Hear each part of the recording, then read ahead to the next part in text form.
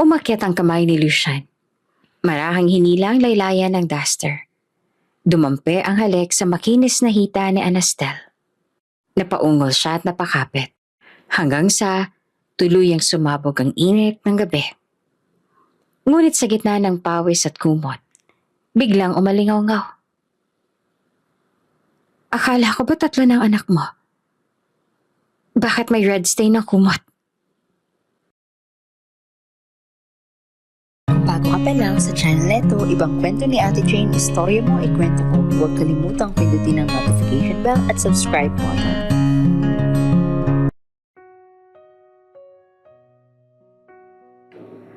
Punong-puno ng ilaw at musika ang malaking bulwagan. Mga taong nakagown na tuxedo ang nagsasayawan habang may mga waiter na paikot-ikot dala ang mga tray na may mamahaling alak at pagkain. Isa itong charity ball na inorganisa ni Senyora Merelda, isa sa pinakamayamang babae sa buong syudad. Tahimik lang sa isang sulok si Anastel, nakasuot ng simpleng bestida na halatang hindi bagay sa marangyang kasiyahan. Nasa tabi niya ang 3 bata, marurungis sa mga damit at halatang galing sa hirap. Pero kahit na ganoon, nakatindig sila ng maayos, mahinahon at parang may tinatagong dignidad. Biglang, crack! Umalingaw-ngaw ang tunog ng kalawangin na bakal mula sa kisame. Sa isang iglap, bumagsak ang chandelier, diretso sa kinauupuan ng senyora. Nagsigawan ng mga bisita. Nagtulakan, kanya-kanyang takbo. "Senyora!" sigaw agad ng isang maid. Ngunit bago pa man tumama ang mabigat na chandelier, mabilis ang kumilos si Anastel. Hinilan niya ang isang upuan, itinukod sa gitna, at buong lakas na sinalag ang chandelier. Nabigatan siya, nadapa, at tumama ang braso niya sa matulis na bakal. Dumaloy ang dugo pero nagawa niyang iligtas si Senyora Merelda. Nanlaki ang mga mata ng ginang, nanginginig ang tinig. "Anak ka ng Diyos!" Halos maiyak ito sa gulat at pasasalamat. Huminto naman si Anastel, pinahid ang pawis at dugo. "Walang dapat ipasalamat, senyora. Mabuti na lang at mabilis pa ang reflex ko." Lumapit ang 3 bata. Hawak ang laylayan ng bestida niya. "Mama, sugat mo." Bulong ng bunso, nangingilid ang luha. Hinawakan ni Anastel ang kamay ng anak. "Ayos lang ito, malit lang na sugat." Habang gulong-gulo pa ang mga tao, napansin ni Senyora Merelda ang 3 bata. Payat, marurungis, pero magalang. Ang panganay ay agad na lumapit sa ginang at inalalayan pa ito paupo. "Senyora, maupo po muna kayo. Baka nahilo kayo sa nangyari." Magalang nitong wika. Napatitig si senyora at parang may kakaibang awa at paghanga sa mga ito. "Napakabait ng mga anak mo. Anong pangalan mo, iya?" "Anastel po." Yumuko siya at tila nahihiya. Inalok siya ng mga staff ng pera bilang pabuya pero mabilis siyang tinanggihan. "Hindi na po kailangan. Kung maaari lang sana payagan ninyo akong magtrabaho bilang katulong sa mansyon. Kasama ko po ang mga anak ko at kailangan lang po namin ng tirahan at kabuhayan." Nagulat ang ginang. Hindi siya sanay na may taong tumatanggi sa pera. Pero nakita niya ang sinseridad sa mga mata ni Anastel. Pati na ang mga kagustuhan nitong bigyan ng maayos na buhay ang mga bata. Tahimik na tumango si Senyora Merelda. "Kung ganon, simula ngayon, sa akin ka na magtatrabaho." Nagpasalamat si Anastel at sabay silang umuwi ng mga bata patungo sa mansyon ng mga Maras. Pagbukas ng malaking gate, sinalubong sila ng kotseng nakaparada ng nakaslant sa driveway. Parang minadaling ipasok. Sa loob ng mansyon, malakas ang tugtog. Pagpasok nila sa sala, bumungad ang hindi inaasahang tanawin. Si Lucian, ang anak ng senyora. Pawisan, naka-boxers lang at amoy alak. Sa likod niya, 4 na babaeng nakatupis ang lumalabas mula sa kwarto. Nagtatawanan at nagbibiruan. "Lucian!" singhal ng ginang. "Ano na naman to?" Pero si Lucian lasing at mayabang. Lumapit agad kay Anastel. Tinitigan siya mula ulo hanggang paa. Walang pakialam na nakatingin ng mga bata. Sino naman to? Inilapit niya ang kamay at walang pakundangang hinaplos ang makinis na hita ng babae. May ngiti ng panunukso sa labi. Hindi ka bagay dito pero baka kaya katang subukan. Nanlaki ang mata ni Anastel pero imbes na umatras, gumiti siya ng matalim. Subukan mo. Baka ikaw pang mawala ng hininga. Sandali naman napatigil si Lucian. Parang nabigla sa tapang ng babae. Pero bago pa lumala ang eksena, mabilis nang pumagitna si Senyora Mirelda. Lucian, singal niya. Hindi ito bar. At may mga bata dito, magpakatino ka naman kahit minsan. Napakamot si Lucian sa batok. Pero ngumisi pa rin bago tuluyang umalis kasama ang mga babae. Naiwan ng mabigat na katahimikan. Lumapit ang tatlong bata sa ina. Mama, ayos ka lang ba? Bulong ng panganay. Ngumiti naman si Anastel. Pinisil ang kamay ng anak. Ayos lang, maging magalang tayo. Hindi tayo nandito para makipag-away. Pinapasok sila sa guest room ng mansyon. Maluwang at maayos. Habang abala ang mga bata sa pag-aayos ng mga gamit nilang halos wala, kinuha ni Anastel ang cellphone mula sa bulsa ng duster. Mabilis siyang nag-type ng mensahe. Executing second part of the plan. Pinindot niya ang send, tsaka ngumiti ng mapanganib. Sa labas ng bintana, tanaw niya ang malawak na hardin at ang siluwetang naglalakad si Lucian. Hindi niya alam kung siya ba ang dapat katakutan o siya mismo ang panganib na paparating. Kinabukasan, habang nagliligpit ng kortina sa itaas na palapag, napatingin si Anastel sa labas. Napansin niyang may kakaibang pagyanig sa isa sa mga sasakyan na nakaparada sa garahe. Ang itim na kotse ni Lucian, napakunot siya ng noo. Huminto sa ginagawa at dahan-dahang lumapit sa bintana. Mula sa siwang ng salamin, kitang-kita niya ang malabo ngunit tiyak na eksena. Isang babae, nakasampa sa kandungan ni Lucian. Habang ang kamay nito ay mahigpit na nakayakap. Mga ungol at tawa ang umaalingaw-ngaw sa loob ng sasakyan. Tila ba walang pakialam sa oras o lugar. Hindi naman naiwasang ngumiti ni Anastel. Hindi dahil naiinggit siya, kundi dahil kilala niya ang babaeng yon. Si Marixa. Isa itong kasamahan, kapwa con artist. At katuwang niya sa kanilang plano. Habang abala si Lucian sa bisyo nito, mabilis na ikinabit ni Marixa ang maliit na voice recorder sa ilalim ng upuan ng sasakyan. Isang simpleng galaw, pero maaaring magbigay sa kanila ng sandata laban sa lalaking matagal na nilang target. Eksaktong ayon sa plano, naisip ni Anastel habang pinagmamasdan ng tagpo. Hindi siya nadadala sa eksena. Bagkos ay mas tumitibay ang kumpiyansa niya na tama ang kanilang ginagawa. Maya-maya ay lumabas si Lucian mula sa kotse. Nakabukas pa ang 3 butones ng kanyang polo. Halatang hindi pa nag-aayos. Amoy alak at pabango ang kumapit sa hangin nang dumaan siya sa hallway papasok ng mansyon. Nandoon na si Anastel, tahimik at nag-aayos sa mga bulaklak sa florera. Saglit siyang nilapitan ni Lucian at sa halip na dumiretso, tumigil ito sa kanyang tabi. Yumuko at halos dumikit ang labi sa kanyang tenga. Kung gusto mong maranasan ang dilim ng labi ko, lumapit ka. Bulong nito na mabagal at puno ng panunukso. Hindi naman natinag si Anastel. Bagkos, ibinaba niya ang hawak na bulaklak at tumingin ng diretso sa mga mata ni Lucian. Hindi lahat ng bulong nakakatunaw. Matalim niyang sagot, sabay irap at lakad palayo na para bang walang kwentang sinabi ng binata. Bahagya namang natawa si Lucian, ngunit bakas ang ines sa kanyang mukha. Sanay siyang habulin at sambahin ng mga babae. Pero ang babaeng ito, ibang klase. Darating din ang araw. Luluhod ka sa harap ko. Bulong ng kanyang isip.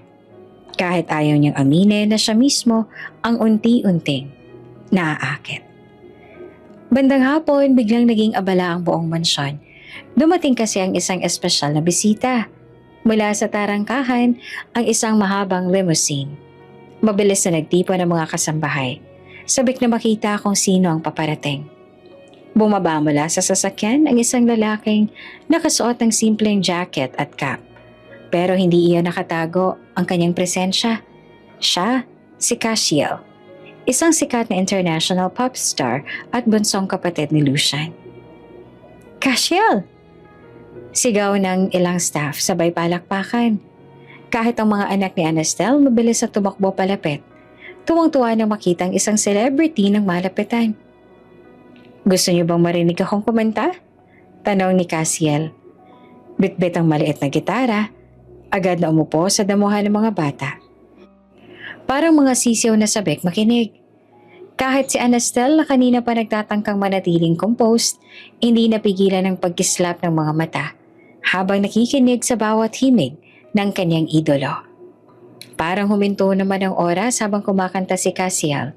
Ang tinig niya, malambing at puno ng damdamin. Tila yumayakap sa lahat ng nakikinig.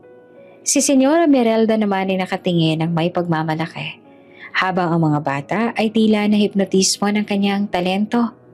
Si Anastel naman ay hindi makapaniwala na narito sa mismong harapan niya ang taong matagal niya nang iniidolo. Nakalimutan niya sandali ang mga plano, ang mga kasinungalingan at ang bigat ng misyon. Sa unang pagkakataon mula nang pumasok sa mansyon, nakaramdam siya ng tunay na saya. Ngunit hindi lahat ay natuwa. Sa terasa ng mansyon, tahimik na nakamasid si Lucian. Ang malamig niyang mga mata ay nakatutok kay Anastel. Napansin din niya kung paanong kumislap ang mga mata nito tuwing tititig kay Cassiel. Napansin din niya kung paano ang mga bata ay mas malapit ang loob sa kanyang kapatid kesa sa kanya. Isang matinding init ang gumapang sa kanyang dibdib. Hindi dahil sa pride lamang, kundi dahil sa isang damdaming ayaw niyang tanggapin, selos. Bakit siya nakangiti ng ganyan at hindi sa akin? Pinisil ni Lucian ang kanyang braso ng alak hanggang sa mabasag ang manipis na gilid nito. Ang mga peraso ay tumulo sa sahig, kasabay ng pagtulo ng kanyang dugo. Ngunit hindi man lang niya ito inalintana. Ang tanging nakikita niya ay si Anastel, ang ngiti nitong para lamang kay Cassiel. Maagang hapon, abala si Anastel sa kusina. Nakasalampak siya sa harap ng lababo. Naghuhugas ng pinggan habang ang mga bata ay nasa maid's quarter. Nanonood ng cartoons. Tahimik ang buong mansyon. Masyadong tahimik para sa lugar na sanay sa ingay ng mga bisita at halakhak ng mga babaeng palaging kasama ni Lucian. Habang inaabot ang isang baso, bigla niyang naramdaman ng mainit na hininga sa batok. Napasinghap siya. At bago pa siya makalingon, idinikit na ni Lucian ang kanyang labi sa leeg niya.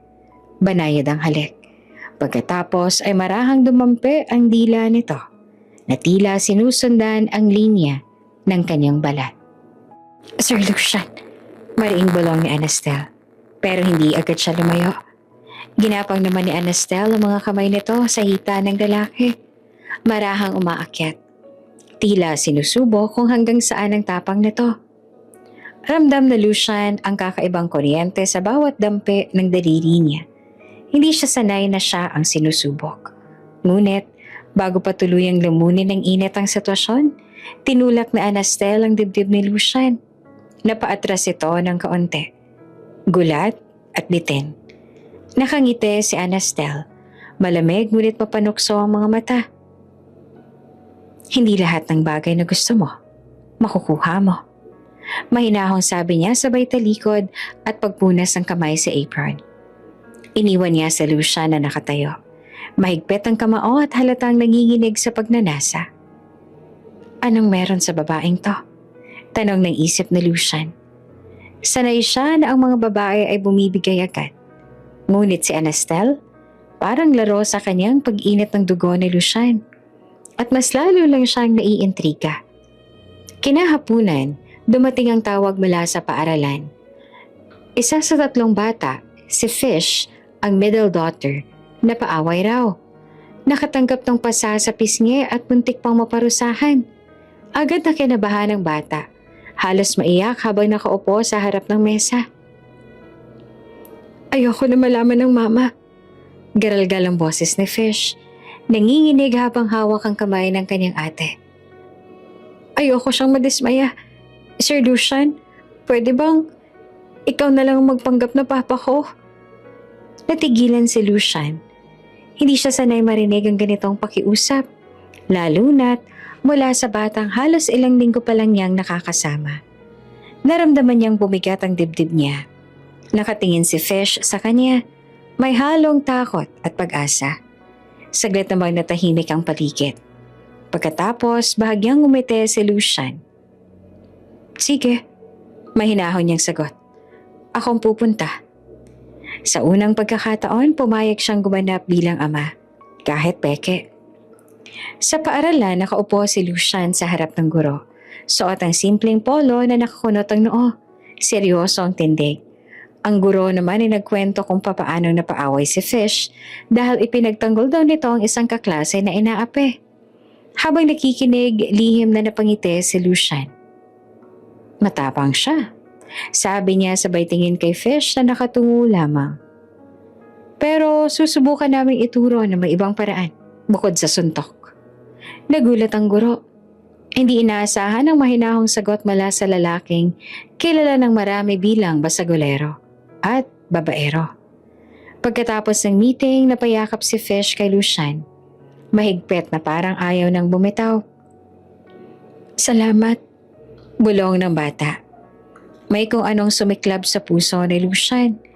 Parang may parte sa kanya na matagal nang nakakulob sa dilim. Ngayon ay bahagyang nagising. Simula noon nagbago na ang ilang gawin ni Lucian. Hindi na siya basta-basta nagpapapasok ng kung sino-sinong babae sa mansyon. Naging mas maaga na siyang umuwi. At kung dati puro alak at babae ang inuuna, ngayon ay mas pinipili ng kumain kasama ang mga bata. Kahit tahimik lang siyang nakikinig sa kanilang mga kwento. Napansin naman ito ni Anastel. Habang nag-aayos ang hapagkainan isang gabi, lihim niyang pinagmasdan si Lucian. Hindi niya akalain na kaya nitong umupo at makinig sa mga bata nang hindi humiirap o nagmamadali. May kakaibang lambing sa paraan ng pagtingin nito kay Fish, lalo na tuwing tatawa ang bata. Sandali siyang natigilan, nakaramdam ng init sa kanyang dibdib. Hindi niya inasahan na mararamdaman niya ito. Hindi pwede. Bulong niya sa sarili. Ang misyon niya ang dapat niyang unahin. Ngunit habang pinagmamasan si Lucian sa seryosong nakikipag-usap sa mga bata, hindi niya maitago ang kakaibang paghanga. Parang unti-unting nagiging tao ang lalaking dati puro bisyo at kasalanan lang ang iniisip. Pag-akyat niya sa kanyang kwarto, tumingin siya sa salamin at huminga ng malalim. Huwag kang bibigay, Anastel. Bulong niya sa sarili. Ang laro ay nagsisimula pa lang. Sa labas ay nakatayo si Lucian, hawak ang baso ng tubig. Pinagmamasdan niya ang kwarto ni Anastel. Nakakunot ang noo. Hindi niya maintindihan kung bakit siya natutuwa sa presensya nito. Hindi niya rin maipaliwanag ang pagnanais sa patunayan sa mga bata. At lalo na kay Anastel na kaya rin niyang maging higit sa imahe niyang sinira ng nakaraan. Sa pagitan ng kanilang katahimikan, nagsimula ang isang larong mas mapanganib kesa sa inaasahan nila. Isang larong hindi na lang tungkol sa tukso o pagnanasa, kundi tungkol sa mga damdaming unti-unti nang lumalabas sa kanilang mga puso. Isang marangyang gabi sa mansyon, nagpakalat si Senyora Mirelda ng mga paanyaya para sa isang espesyal na pagtitipon. Mga politiko, negosyante at kilalang personalidad ang dumating. Lahat nakasuot ng mamahalin at eleganteng kasuotan.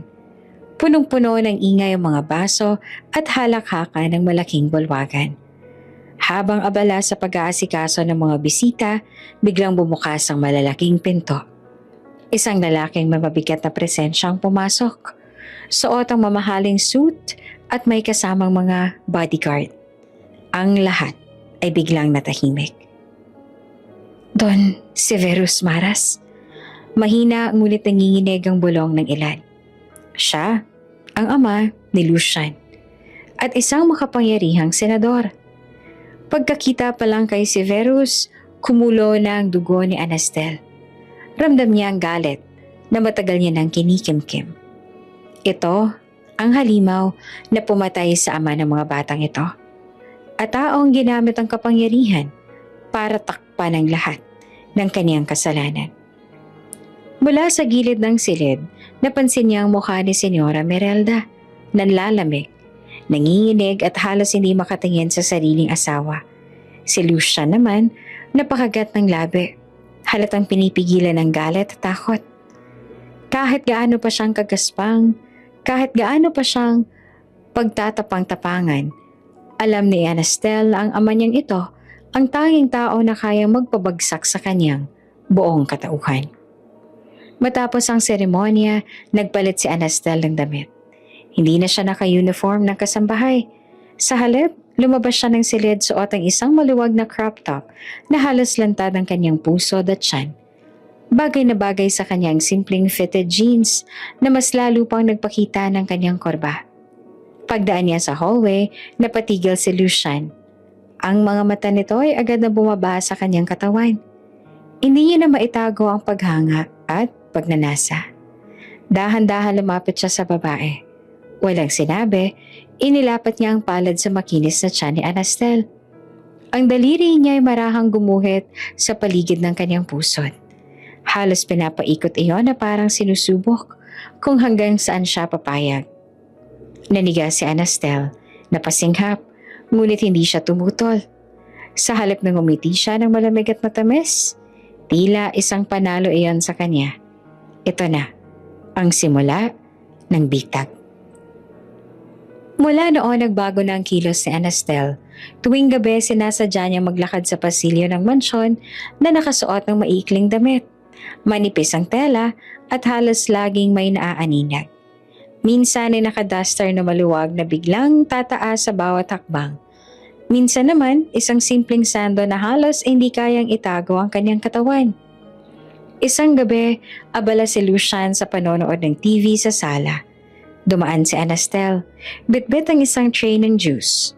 Suot ang puting night dress na sobrang ikli. Hanggang hita lamang. Walang pakialamang babae. Kunwari, natural lang. Pero alam niya ang epekto nito. Sir Lucian, gusto mo ba? Tanaw ni Anastel. Iniabot ang baso. Kinuha naman ni Lucian pero imbes na tingnan ng inumin, nakatitig siya sa mga hita ng babae. Tumikim siya, pilit nag-aayos ng sarili. Ngumiti lamang si Anastel at saka dahan-dahang tumalikod. Habang papalayo, sinadya niyang haplosin ang kanyang buhok. Nag-iwan ng amoy na dumampi sa ilong ng lalaki. Hindi nagtagal, lalo pang naging matindi ang bitag. Minsan, kapag lumalapit si Lucian, bigla siyang hahaplosin ni Anastel sa braso o balikat. Pagkatapos ay agad nahihiwalay na parang walang nangyari. Ay isang segundo lang, pero sapat para mag-apoy ang dugo ni Lucian. Isang gabi hindi na nakatiis si Lucian. Hinila niya si Anastel papalapit sa kanya. Halos idikit na sa pader. Anastel. Mababa at paos ang boses niya, puno ng pagnanasa. Balang araw, maaangkin din kita. Hindi umiwas ang tingin si Anastel. Sa halip ay gumiti siya, malambing pero may halong hamon. Tingnan natin kung kaya mo. Para siyang apoy na pinaglalaroan ng hangin. Alam niyang mas lalo lamang nababaliw si Lucian sa bawat tukso at bitin na iniiwan niya. Habang papasok si Lucian sa kanyang silid, hawak ang sariling ulo, naririnig pa niya ang sariling bulong. Hindi ka makakatakas sa akin, Anastel. Sa huli, akin ka rin. Ngunit sa kabilang kwarto ay nakaupo si Anastel sa kama. Hawak ang kanyang cellphone at may ngiti sa labi. Ipinadala niya ang mensahe kay Marixa. Ang bitag ay gumagana. Unti-unti na siyang nalululong. Maaga pa lang abala na si Anastel sa kusina. Amoy na amoy ang bawang at sibuyas na piniprito niya para sa sinangag. Nakasuot siya ng simpleng puting sando at shorts na maluwag. Hindi niya iniisip na may makakakita. O baka sinasadya rin niya. Habang nakayuko at naghahalo ng ulam sa kawali, biglang may dumikit sa likod niya. Sir Lucian? Mabilis siyang napalingon. Pero huli na, nakasiksik na ito sa likod niya. Malakas ang bisig na halos bumalot sa bewang niya. Hinipan ni Lucian ang kanyang tenga, mainit at mapangahas. Masarap ang niluluto mo, pero mas masarap ka sigurong tikman. Napasinghap si Anastel, bahagyang napakapit sa hawakan ng kawali para hindi siya mabitawan ng emosyon. Ramdam niya ang init ng hininga ni Lucian at lalo itong lumalapit. Halos idinikit ang dibdib sa kanyang likod. Sir Lucian, pabulong niyang sabi. Pinipilit maging kontrolado ang tono. May bisita sa sala. Baka makita tayo. Ngumisi lang ang lalaki. Siya dahan-dahang bumitaw. Balang araw, wala na makakapigil sa akin. Kinagabihan dumating ang ilang dokumento mula sa opisina ni Don Severus. Kailangan iyon agad mapirmahan ni Lucian. Abala ang lahat ng mga kasambahay kaya si Anastel na mismo ang nagdala sa kwarto nito. Sir Lucian, may mga papeles kang kailangang pirmahan. Pagkatapos kumatok sa pinto ng binata. Pumasok ka dito. Sigaw naman ng lalaki mula sa loob. Binuksan ni Anastel ang pinto. Agad siyang natigilan. Ang kwarto ay puno ng usok mula sa mga mainit na shower. Sa banyo, nakabukas ang pintuan at mula roon, lumabas si Lucian. Hubad, basa ang buong katawan. At tumutulo ang tubig sa kanyang buhok, pababa sa matipuno nitong dibdib at tiyan. Parang wala lang sa kanya. Kinuha niya ang ballpen at papel mula kay Anastel. Dito, hawakan mo. Utos niya habang iniaabot ang folder. Kumakabog ang dibdib ni Anastel. Hindi dahil sa pagkahumaling, kundi dahil sa tensyon. Kailangan niyang manatiling kalmado. Inilapit ni Lucian ang papel sa ibabaw ng maliit na mesa sa gilid ng kama at sinimulang permahan. Basang-basa pa ang mga daliri at dibdib. Hindi ka ba naiilang, Anastel? Tanong ni Lucian, nakangisi habang patuloy na sumusulat. Alam ko nakatitig ka. Nagpigil naman ang hininga ang babae at umiwas ang tingin. Magbihis ka na nga, baka magkasakit ka. Concerned ka? Balik ni Lucian sabay ngiti.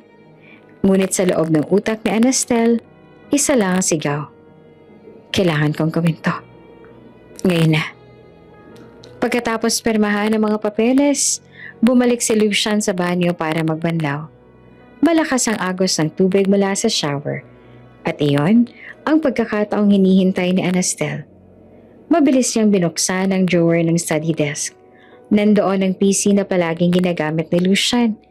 Kinuha niya sa bulsa ang maliit na itim na USB at agad na sinaksak sa port. Blink-blink, kumurap ang ilaw ng USB. Come on, mabilis lang. Mahina siyang bulong. Kinagat ang labi habang pinagmamasta ng progress bar na lumilitaw sa screen. Habang tumutunog ang patak ng tubig sa banyo, parang mas lumalakas naman ang kabog ng dibdib ni Anastel. Bawat segundo ay parang oras. Ding! Nakasync in na ang USB. Automatic kong nag-download ng data at nagbigay ng remote access sa kanyang tech team. Connected, downloading CCTV feeds, social accounts, bank records, lahat. Vibrate. Napalingon si Anastel sa kanyang cellphone. Isang mensahe mula kay Marix ang pumasok. Nakapasok na kami. Magandang kuha. Lahat ng galaw nila. Hawak na natin. Napangiti si Anastel. Mabilis na hinugot ang USB at ibinalik sa kanyang bulsa. Isinara niya ang PC. Inayos ang mesa na para bang walang nangyari. Biglang bumukas ang pinto ng banyo. Anastel. Basa pa rin ang buhok ni Lucian. Balot lang ng puting tuwalya ang katawan. Dumiretso itong lumapit. Ang mga patak ng tubig mula sa buhok ay tumutulo pa sa kanyang balikat pababa sa dibdib. Naibalik mo na ba ang mga papeles? Oo sir. Nasa mesa na. Mabilis namang sagot niya. Pilit pinapanatili ang normal na boses. Tumango si Lucian, pero hindi niya ito agad pinakawala ng tingin. Lumapit pa siya. Halos isang di pala ang pagitan nila. Alam mo, Anastel, parang mas naging komportable ka na sa kwarto ko. Napakagatlabi naman si Anastel, tsaka gumiti ng pilit. Baka ikaw ang nasasanay. Ngumisi naman si Lucian, marahang lumapit pa.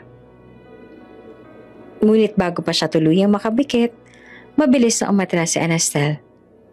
Maaga pa bukas, kailangan ko nang bumalik sa kwarto.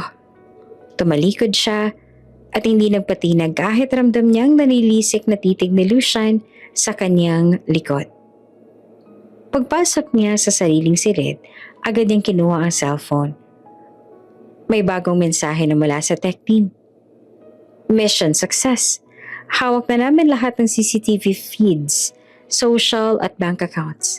Anytime, pwede na tayong maglabas ng ebidensya. Humiga siya sa kama, nakatitig sa kisame, hawak-hawak ang USB. Ngumiti naman si Anastel. Lucian, akala mo laro-laro lang to. Pero sa bawat patak ng tubig kanina, mas lalo kang lumulubog sa bitag ko. Tahimik ang mansyon ng gabing iyon. Tanging mga ilaw sa hallway at mahihinang tunog ng kuliglig mula sa labas ang bumabalot sa paligid. Sa gitna ng sala, narinig ni Anastel ang mabagal na tugtog ng piano. Lumapit siya ng dahan-dahan at doon niya nakita si Lucian. Nakaupo. Nakapikit habang marahang tinutugtog ang mga nota. Ang mga daliri niya ay mabilis pero may bigat ng emosyon sa bawat pindot. Para bang inilalabas niya ang lahat ng hindi niya masabi. Napangiti si Anastel. Hindi niya inakalang ang isang lalaking palaging mainit ang ulo at lasing sa gabi ay marunong lumika ng ganoong klaseng musika. Sir Lucian? Mahinang tawag niya. Napalingon ang lalaki. Bahagyang nagulat pero hindi agad nagsalita. Tumingin lang ito at muling ibinalik ang mga mata sa piano. Turuan mo ako. Malambing na sabi ni Anastel, nakatayo, malapit sa kanya. Nagangat ng kilay si Lucian, tsaka ngumiti ng pilyo. Sigurado ka ba? Hindi lahat kaya kong turuan. Baka maguluhan ka. Hindi naman ako madaling sumuko. Nakatawid siya papunta sa tabi nito, sabay umupo sa gilid ng bench. Hinawakan ni Lucian ang kamay ni Anastel. Marahan at parang ayaw niya itong masaktan. Ipinatong niya ang mga daliri ng babae sa ibabaw. Ganito, sundan mo ako. Sa bawat pindot ng nota, ginabayan niya ang kamay ni Anastel. Dumikit ang katawan nila at ramdam ng babae ang init na bumabalot mula sa balat ni Lucian. Habang gumuguhit ang musika, hindi lang tuts ang nadadama ng kanyang daliri, kundi pati ang palad ng lalaking dahan-dahang humahagod sa makinis niyang balat. Napakagatlabi si Anastel. Sir Lucian? Halos mahina na lang ang boses niya. Bagya namang yumuko si Lucian. Halos maglapat na ang kanilang mga labi. Naramdaman ni Anastel ang paghinga nito sa kanyang pisngi. Mainit, mabilis. Hindi na siya nakapagsalita. Nang bigla siyang buhatin ni Lucian. Wala itong alinlangan. Dahan-dahan siyang inupo sa ibabaw ng piano. Marahang binuka ang kanyang mga hita at tumingin diretso sa kanyang mga mata. Hindi mo talaga kayang itanggi na gusto mo rin ako. Bulong niya ng mababa at puno ng pananabik. Hindi na nakasagot si Anastel. Naghintay lang siya. At sa sumunod na segundo, nagtagpo ang kanilang mga labi. Mainit, agresibo, pero sabay ding puno ng pagnanais na hindi maipaliwanag. Napahawak si Anastel sa patok ni Lucian. Habang ang lalaki naman ay mahigpit na humahawak sa kanyang bewang. Hinahapit siya, palapit. Isang ungol ang pinakawala ni Anastel. Hindi niya napigilan ngunit bago pa lumalim ang halik, isang mahinang iyak ang pumunit sa katahimikan. Mama? Boses iyon ng buso. Pareho silang natigilan. Mabilis na bumaba si Anastel mula sa piano. Inayos ang buhok at damit. Habang si Lucian naman ay napaigtad. Agad na nilingon ang pasilyo. Nakatayo doon ang bata. Hawak ang maliit na kumot at umiiyak. Natatakot ako. Pwede bang tabi tayo matulog, Mama? Napahinga ng malalim si Anastel at agad na lumapit. Shh! Halika dito, baby. Huwag ka nang umiyak. Lumapit din si Lucian at sa hindi niya inaasahan, sabay silang umupo sa gilid ng kama ng bata. Habang nakahiga ito, magkasabay nilang inawitan ng mahinang lullaby. Unti-unting tumigil sa pag-iyak ang bata. Humigpit ang kapit sa kamay ni Anastel at sa kabilang gilid, hawak din ito ang kamay ni Lucian. Tahimik. Ang halik kanina ay naputol. Pero ang eksenang ito, tila mas malakas pa ang dating. Habang natutulog ang bata, napatitig si Lucian kay Anastel. Hindi niya sinabi pero ramdam niyang may kakaiba. Parang pamilya. Sa may pinto, tahimik na nakatayo si Senyora Mirelda. Pinagmamasdan ng tatlo. Si Lucian, si Anastel at ang mga bata. Sa unang pagkakataon matapos ang mahabang panahon na pangiti siya. Parang nakakita siya ng liwanag. At muli, sumigla ang puso niya. Maagang umaga sa hasyenda, ang araw ay sumisilip pa lang sa bundok at ang hamog ay bumabalot pa sa damuhan. Abala ang mga stable boys sa paglilinis ng mga kabayo.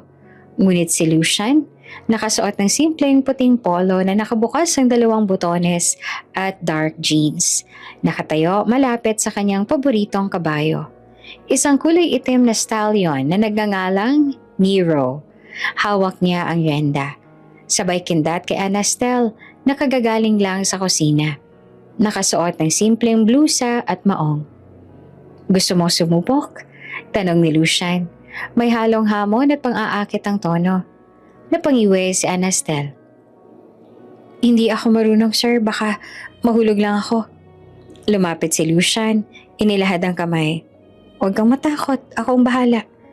Sandaling nag-alinlangan si Anastel pero kinuha rin ang kamay niya. Umakyat sila sa kabayo. At bago pa man makapwesto ng maayos si Anastel, nakayakap na sa kanya si Lucian mula sa likuran. Relax, Anastel. Wala kang dapat ipag-alala. Dumikit ang labi niya sa tenga ng babae. Mainit ang hininga. Kumalabog ang dibdib ni Anastel. Sir, baka may makakita. Hayaan mo sila. Sagot naman ni Lucian habang marahang pinatrot ang kabayo palabas ng hasyenda. Habang tumatakbo ang kabayo sa malawak na hasyenda, ramdam naman ni Anastel ang malakas sa pintig ng puso niya. Hawak ni Lucian ang renda gamit ang isang kamay, habang ang kabilang kamay naman ay dahan-dahang gumapang mula sa kanyang bewang pababa. Lucian, sir? Mabilis sa paghinga ni Anastel, pinipigilan ng sarili. Ano na naman to? Relax ka lang, bulong ni Lucian. At sa isang iglap, nasa hita niya na ang kamay nito.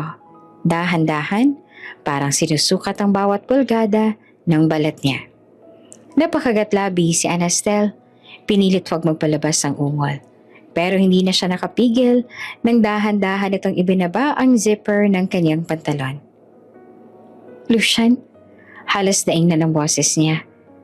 Sir, baka... Ngunit hindi siya tinigilan ng lalaki. Mainit ang hininga ni Lucian habang ipinasok ang kanyang mga daliri sa pantalon ng babae. Napaliyad si Anastel. Halos mabitawan ang hawakan ng kabayo. Sir, pigil niyang sigaw. Pinipigilan ng katawan na tuluyang sumuko. Halos mawalan siya ng ulirat sa sarap at kaba. Nang biglang, tumunog ang cellphone ni Lucian. Pareho silang natigilan. Mabilis na inayos ni Anastel ang sarili, habang si Lucian naman ay medyo nainis. Hello, sagot niya na iritado ang tono. Lucian, malamig na boses mula sa kabilang linya, si Don Severus. Kahit hindi marinig ang buong usapan, narinig ni Anastel ang mga salita. Money laundering. Dapat malinis ang papeles bago matapos ang buwan.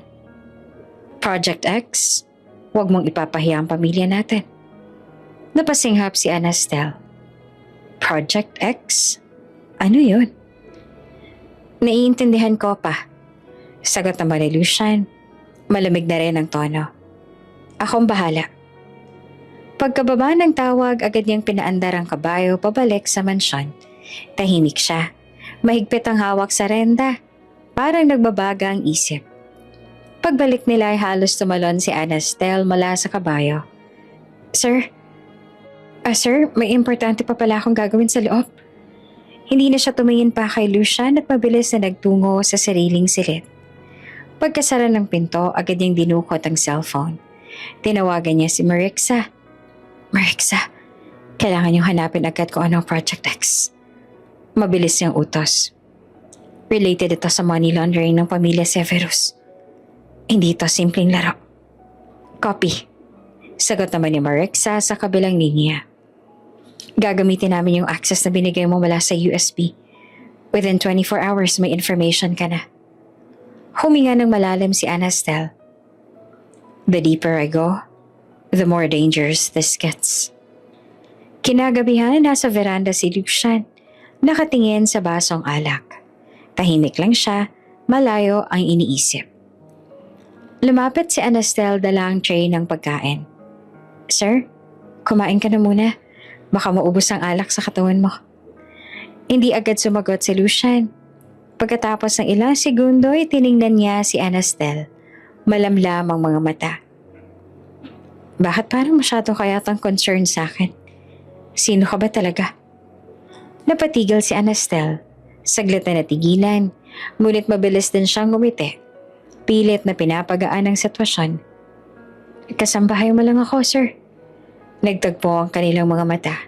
Walang salita, pero parehong ramdam na lumalalim ang tali sa pagitan nila.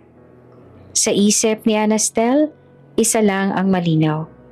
The bitag is working. Pero habang lumalapit siya, mas nagiging delikado ito. Mainit ang sikat ng araw sa asyenda ng hapon na iyon. Kakarating lang galing sa paglangoy si Lucian. Basa pa ang buhok niya at nakatapis lang ng puting tuwalya sa bewang.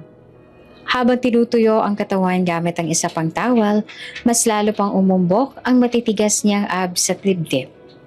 Mula sa veranda napahinto si Anastel. Napatingin siya. Hindi man lang niya namalayang nakanganga na siya. Parang slow motion ang bawat patak ng tubig na dumadaloy sa buhok ni Lucian pababa sa kanyang katawan. Hindi ka ba titigil sa pagtitig, Anastel? Nakangiting sabi ni Lucian. Nakahawak sa tuwalya na parang nanunukso. Namulang pisngi niya. Mabilis na umiwas ang tingin. Sir, baka sipunin ka. Magbihis ka na nga. Lumapit din si Lucian. Huminto, isang hakbang mula sa kanya. Gusto mo bang hawakan? Napakunot noo si Anastel. Ano? Hinawakan ni Lucian ang kamay niya at dahan-dahang inilapat sa kanyang tiyan. Mainit, matigas, parang bato. Wala akong tinatago, Anastel. Kahit mga peklat ko. Napansin nga ni Anastel ang mga maliliit at malalim na peklat sa gilid ng likod ng braso ni Lucian. Hindi iyon ordinaryong sugat. Mga peklat yan na galing sa aking ama. Malamig ang tono ni Lucian. Noong bata pa ako, walang araw na hindi niya ako pinaparusahan. Natigilan si Anastel. Hindi niya inaasahan ang pag-amin na iyon. Parang sa unang pagkakataon, nakita niya ang totoong Lucian. Hindi lamang ang babaero at lasenggong anak ng senador, kundi isang lalaking sugatan. Lucian. Mahina ang boses niya. Biglang umiti si Lucian at marahang inilapit ang mukha. Huwag kang maaawa. Mas mabuti kung gagamitin mo ang kamay mo para maramdaman ko ngayon. At bago pa siya makasagot, naglapat ang kanilang mga labi. Mainit, matindi, parang matagal nang pinipigilan. Napahawak si Anastel sa batok niya, sabay napakagat labi nang dumiin ang halik. Unti-unting bumaba ang tuwalya ni Lucian hanggang sa tuluyan na itong nahulog sa sahig. Napatitig si Anastel. Hubad sa harap niya si Lucian at wala na siyang ibang nararamdaman, kundi init na parang gustong lumunin ang buong katawan niya. Halos mapasigaw siya sa sarili. Huwag kang bibigay. Huwag kang bibigay. Pero habang hinahaplos ni Lucian ang bewang niya at dahan-dahang inaakit ang kamay, naramdaman niyang halos matulak siya sa tukso. Napakagatlabi siya, napasinghap, at kusa nang napahawak sa sariling dibdib para pigilan ang kaba at sarap. Sir, bulong niya sa nanginginig na boses. Ngumiti naman si Lucian, mas papanganib. Wala kang ligtas sa akin. Biglang, psst, sumabog ang ilaw sa hallway. Nag-flicker ang buong mansyon. Tapos, tuluyang nag-brown out. Damn it! Mura ni Lucian. Agad siyang kumilos. Kinuha ang kanyang towel at binalik sa baywang at mabilis na nagbihis. Naiwan naman si Anastel na nakatulala pa. Sinusubuhang kalmahin ang sarili. Diyan ka lang, Anastel. Baka may sumabog na linya. Sa labas ng gate doon nadatnan niya ang 3 lalaki na naka-uniforme ng Meralco. May hawak silang toolbox. Kunwari nag-aayos ng kable sa may circuit box. Sir, bati ng isa. May nadetect kaming problema sa linya. Kailangan naming maglagay ng temporary fix para hindi na maulit. Napailing si Lucian. Medyo mainit pa rin ang ulo. Gawin niyo na. Gusto kong tapusin to agad. Nagmamadaling kumilos sa mga Meralco workers. Binubuksan ng mga panel. Nag-aayos ng mga wiring at naglalagay ng mga maliliit na device. Sa gilid naman nakatayo si Anastel. Pinagmamasdan sila. Sa loob-loob niya, napangiti siya. Good job, Marixa. Saktong timing. Ang mga device na iniwan ng Meralco workers ay hindi lang pangkuryente, kundi mga miniature na hidden cameras at signal jammers na magbibigay ng full surveillance sa buong mansyon. Pag-alis ng mga manggagawa, bumalik si Lucian sa itaas. Pagod ang muka, medyo pawisan. Anastel, okay na raw. Wala nang aberya. Sabi niya habang nagtanggal ng botones ang polo. Ngumiti naman si Anastel, parang walang nangyari. Buti naman, sir. Naisip ko na baka mabasa ng ulan ng mga linya. Umupo si Lucian sa gilid ng kama. Tumingin kay Anastel na nakatayo pa rin sa may pintuan. Alam mo ba, lalo kitang hindi maintindihan. Bakit? Tanong niyang kunwaring inosente. Kanina, ramdam ko na halos bumigay ka na. Pero biglang, para kang naglalaro. Tumitig siya ng diretsyo. Seryoso ang mukha. Saglit namang natigilan si Anastel, pero mabilis din siyang ngumiti. Siguro sir, ayoko lang maging madali. Tinitigan siya ni Lucian. Tapos, biglang natawa ng mahina. Hindi ko alam kung dapat kitang pagsisihan o lalong hanapin. Umiling si Anastel tsaka tumalikod. Ngunit habang naglalakad palayo, hawak-hawak niyang maliit na remote na konektado sa hidden cameras. Sa isip niya, lalo ka nang nasa loob ng bitag ko, Lucian. Kinagabihan nakatanggap siya ng tawag mula kay Marixa. Success, Ana. Lahat ng kwarto may hidden cams na. Real-time feed na tayo. Mula kusina hanggang opisina ni Don Severus. Lahat hawak natin. Huminga ng malalim si Anastel. Nakatingin sa labas ng bintana kung saan nakikita ang silhweta ni Lucian na naglalakad sa veranda.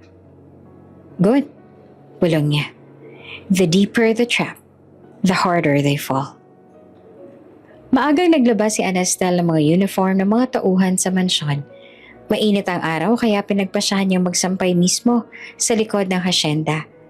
Dahil nabasa rin ang suot niyang blouse, dumidikit iyon sa balat niya at kitang-kita na ang hubog ng kanyang dibdib at bewang. Habang nakayuko pinipiga ang isang basang polo, biglang may anino na tumabing sa kanya. Paglingon niya, si Lucian pala. Nakasuot ito ng simpleng t-shirt at shorts. Pero kahit ganoon, lutang pa rin ang tikas at presensya. Hindi ko akalaing marunong ka rin palang maglaba. Biro ni Lucian na nakangiti habang tumutulong kumuha ng sampay. Napangiwi si Anastel. Sir, hindi lahat ng babae umaasa sa ibang maid. At saka, mas nakaka-relax din to. Relax? Tumingin si Lucian mula ulo hanggang paa.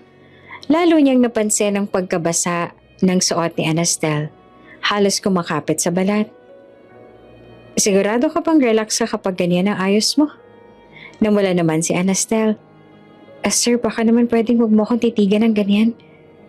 Lumapit si Lucian. Iniabot ang polo para sabit sa tali. Pero hindi niya na agad binitiwan. Dumikit ang kanilang mga braso. Mainit ang hininga niya sa balikat ni Anastel. Hindi ko kayang hindi tumingin. Bulong ni Lucian. Marahan niyang kinapa ang butones ng basa pang blouse. Isa-isa itong kinalas. Sabay dahan-dahan dumulas ang kamay niya papasok. Napapikit si Anastel. Sa halip na pigilan, ginabayan niya ang kabilang kamay ni Lucian at inilagay sa kabila. Napaungol naman si Lucian. Halos hindi na mapigilan ang sarili. Damn, Anastel. Bulong niya habang dahan-dahang inilapit ang labi sa kanya. Halos magtagpo na ang kanilang mga bibig ng Lucian, come here immediately. Malakas ang boses ni Don Severus mula sa veranda. Matalim ang tingin, galit na galit habang nakatingin sa kanilang dalawa. Parang binuhusan naman ng malamig na tubig si Lucian. Mabilis niyang tinanggal ang kamay. Halos nanginig at napayoko. Si Anastel naman, pinilit ang sariling kumalma. Kunwaring busy sa pagsapit ng damit. Naglakad si Lucian papunta sa kama. Bawat akbang ay mabigat. Halos mabaliw siya sa pagkabitin. Pagdating sa opisina ng mansyon, nakaupo naman si Don Severus sa swivel chair. Nakakunot ang noo. May hawak siyang folder na makapal. May tatak na confidential. Lucian, malamig niyang sabi. Kung hindi dahil anak kita, kanina pa kitang pinatapan sa ibang bansa. Hindi ka ba natututo? Wala kang gagawin kundi makipaglandian habang may mas malaking bagay tayong inaasikaso? Nanahimik si Lucian, pinipigilan ng sarili. Binuksan ni Don Severus ang folder. Inalabas ang ilang dokumento at mapa. Project X. Ito ang pinakamalaking operasyon natin. Money laundering, offshore accounts, diversion ng buwis. Kapag nagtugumpay na tayo dito, hindi lamang Hacienda de la Sierra ang nasa kamay natin, kundi buong probinsya. Habang nagsasalita si Don Severus, may mga graphics at papeles na ipinapakita.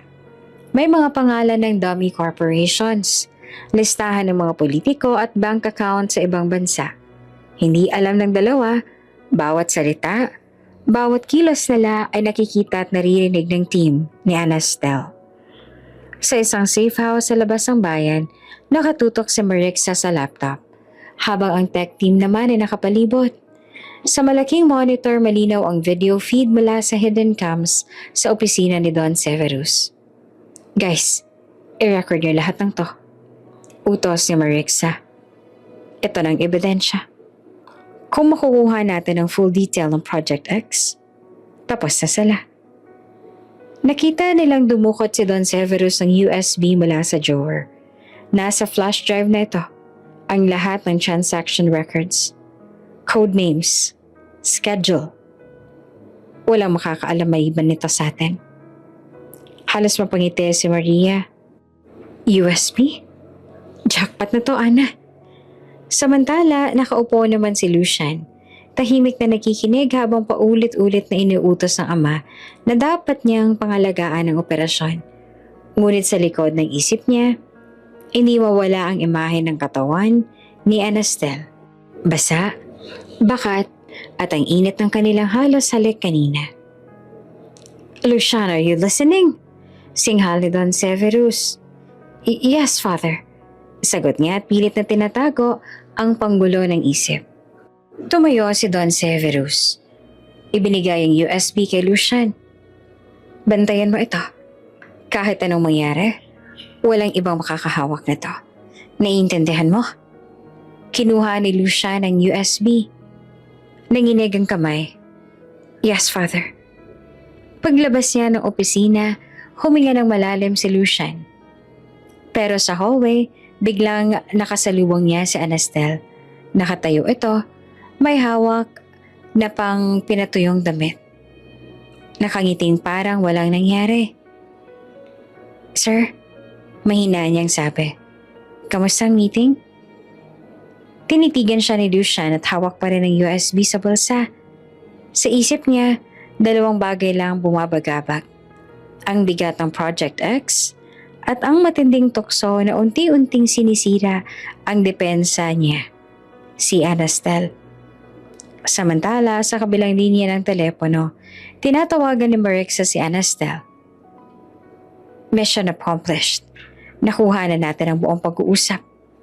Next target, USB.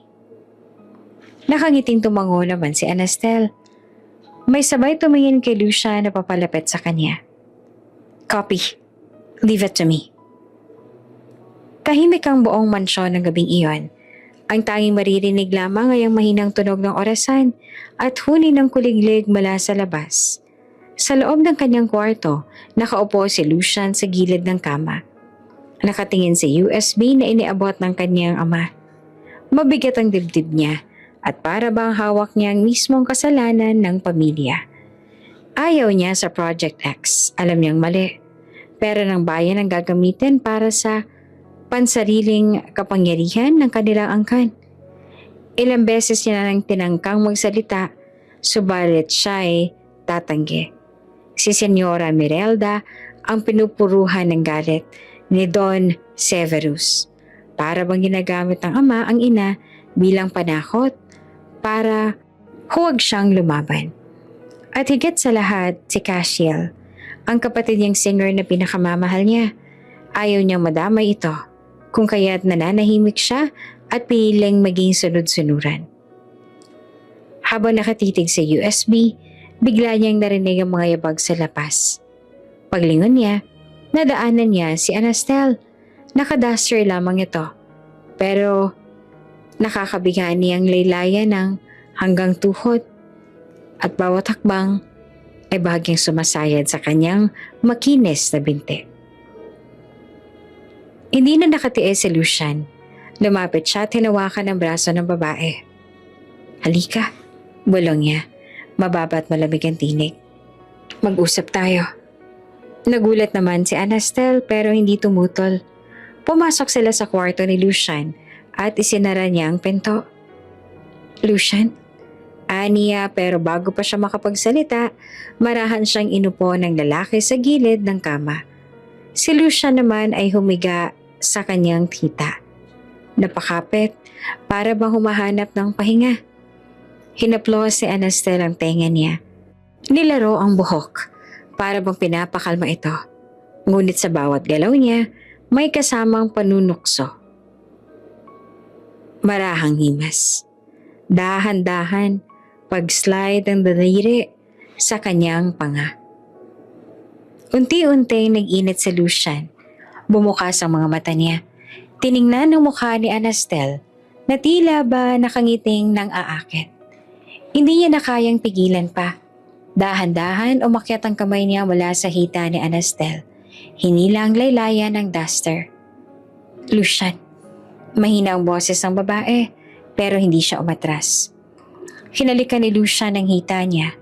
Mabagal, pababa't pataas. Hanggang sa umabot sa singit. Napaumol na si Anastel.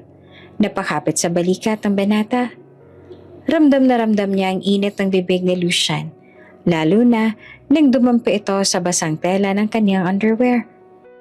Ngunit bago pa nila maituloy ang apoy ng gabing iyon, Mama! Si Bunso inaapoy ng lagnat! Malakas na sigaw ng panganay mula sa hallway. Pareho silang napatigil. Mabilis na nag-ayos ang sarili. Tumakbo si Anastel palabas. Sumunod naman agad si Lucian sa kwarto ng mga bata. Nakita nilang nanginginig ang Bunso. Namumula ang pisngi at malakas ang lagnat. Mabilis na kumilos si Senyora Mirelda nang marinig ang tawag. Lucian, bilisan mo. Dalhin natin sa ospital. Binuhat ni Lucian ang bata, habang si Anastel naman at ang iba pang mga bata ay sumunod din. Sa sasakyan, si Anastel humahaplos sa ulo ng bunso, habang si Lucian ay nagmamaneho ng mabilis, puno ng pag-aalala. Pagdating sa ospital, agad silang sinalubong ng mga nurse. Dinala ang bata sa emergency room. Habang naghihintay sa labas, magkatabi sila nakaupo ni Lucian. Pareho pa ring hingal, pero hindi na dahil sa sarap kanina, kundi sa kaba na ngayon. Tahimik silang dalawa, hanggang sa bumulong si Lucian. Alam mo, Anastel, minsan naisip ko, paano kung ganito na lang tayo? Pamilya. Ako, ikaw, at ang mga bata. Napatitig si Anastel sa kanya. Gusto niyang ngumiti, pero pinigil niya. Hindi pwedeng mahulog ang loob niya. May mission siyang tinutupad. At sa likod ng isip niya, bumalik ang boses ni Marixa. Next target, USB. Pinikit niya ang mga mata. Hinawakan ng kamay ni Lucian na nakapatong sa upuan. Hindi niya alam kung para ba pakalmahin ito o para kalmahin ang sarili. Kinabukasan, tahimik ang mansyon. Ang mga bata ay nakauwi na mula sa ospital kasama ang kanilang bunso, na ngayon tulog na at mas maayos na ang lagay. Si Anastel naman ay abala sa kusina, nagluluto ng sopas, pero ramdam niya ang bigat ng gabi.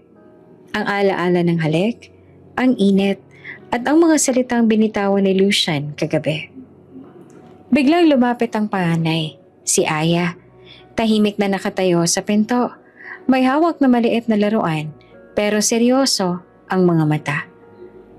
Mama, tawag niya. Napalingon naman si Anastel.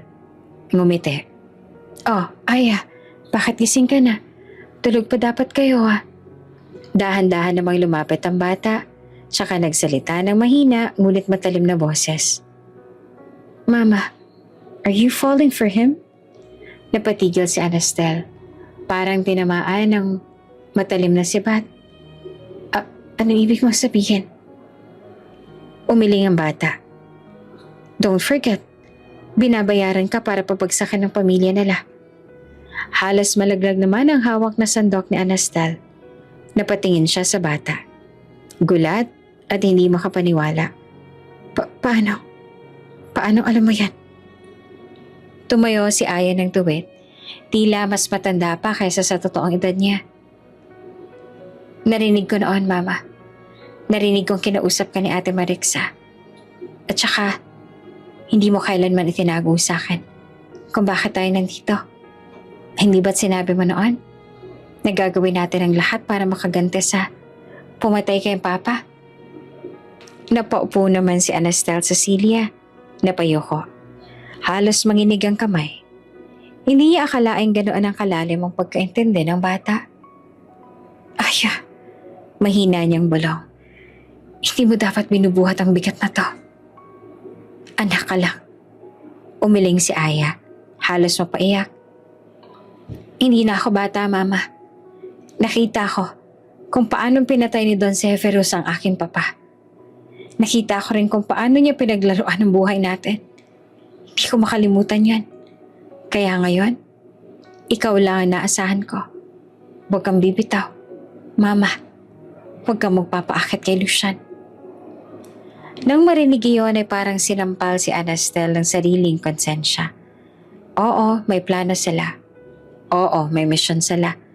Ngunit bakit tila bawat araw na lumilipas, bumabagsak ang depensa niya sa harap ng binatang dapat niyang papagsakin. Samantala sa ospital kagabi, habang naroroon si Lucian, hindi iniwan ng bunso. Nakaupo siya sa gilid ng kama, hawak-hawak ang maliit na kamay ng bata.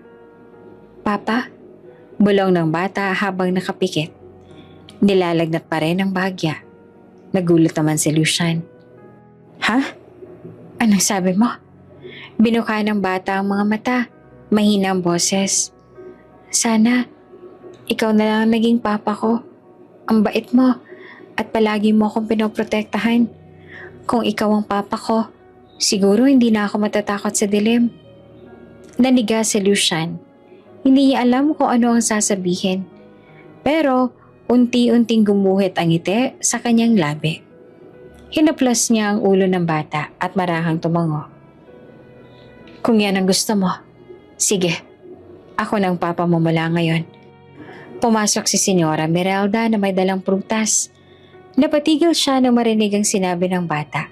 At ang sagot ni Lucian, dahan-dahan siyang ngumiti, halatang natuwa. Lucian, wika niya. Kung ganito ka na lang sana palagi, mas gagaan ang lahat. Hindi puro bisyo, hindi puro kalokohan. Tingnan mo, nagagampanan mong maging ama, kahit hindi pa ikaw ang tunay na ama nila. Napayo ko si Lucian, mahina ang boses. Ma, hindi ko alam kung kaya ko pero parang gusto ko talagang subukan. Kinagabihan nagbalik sila sa mansyon. Ang mga bata ay nakahiga na. Ngunit si Anastel ay nakaupo pa rin sa veranda, nakatanaw sa buwan. Mabigat ang bibig niya matapos ang usapan nila ng panganay kaninang umaga. Lumapit si Lucian, may hawak na 2 baso ng juice. Para sa'yo, sabi niya at iniabot ang isa. Tinanggap ni Anastel kahit nanginginig ang kamay. Salamat. Tahimik silang uminom hanggang sa magsalita si Lucian. Kagabi sa ospital, tinawag akong papa ng bunso. At alam mo, parang hindi ako tumutol. Siguro kasi matagal ko nang gustong maramdaman na may pamilyang totoo akong maaalagaan. Napatitig naman si Anastel sa kanya. Ang mga mata nito ay seryoso, puno ng sugat, ngunit may lihim na lambing. Lucian, mahina niyang tugon. Halos hindi naman lumalabas sa bibig. Napangiti ito, tsaka inilapit ang kamay sa kanya. Dahan-dahang hinaplos ang pisngi niya. Kung pwede lang, Ana. Sana, maging totoo na tayo. Hindi laro. Hindi pakitang tao. Totoong pamilya. Ako, ikaw, at ang mga bata. Parang sasabog na ang puso ni Anastel, ngunit biglang bumalik sa isip niya ang sinabi ni Aya. Don't forget, binabayaran ka para pabagsakin ang pamilya nila. Naramdaman niyang bumigat ang dibdib niya. Para bang pinipilas ang puso. Dahan-dahan niyang tinanggal ang kamay ni Lucian sa kanyang pisngi. Lucian, huwag tayong magpadala. Sabi niya na halos pabulong. Hindi lahat ng bagay dapat nating ipilit. Nagulat naman ang lalaki pero hindi ito umatras. Lumapit pa lalo. Halos dumampi ang labi niya sa labi ni Anastel. Kung ayaw mo aminin, sige. Pero ramdam kong hindi na laro ito. Tumayo si Lucian at iniwan siyang mag-isa sa veranda. Si Anastel naman napahawak sa tip-tip. Ramdam ang mabilis sa tibok ng puso. At sa loob ng kwarto, si Aya nakasilip mula sa pintuan. Nakamasid. Malungkot ang mga mata niya, ngunit matibay. Ma, bulong niya sa sarili. Huwag mong kalimutan ang dahilan kung bakit nandito tayo. Pagdating ni Lucian sa mansyon mula sa isang meeting, agad nilang narinig ang iyak ni Senyora Merelda. Nasa kwarto siya, nakaupo sa gilid ng kama, luhaan at may pasa sa pisngi. Lucian, halos basag ang boses niya. Si Severus, pinagbuhatan na naman ako ng kamay. Nanlaki ang mga mata ni Lucian, namula ang leeg sa galit. Agad niyang nilapitan ng ina, hinawakan ng mga braso nito. Mama, bakit hindi mo ako tinawag? Ilang beses ko nang sinasabi, wala siyang karapatan na gawin to. Pero nanginginig si Senyora Merelda, hindi siya makapagsalita. Hinaplos lang niya ang pisngi ng anak at umiwas ang tingin. Pagkatapos makita ang sugatan si Senyora Merelda, hindi na nakapagsalita si Lucian.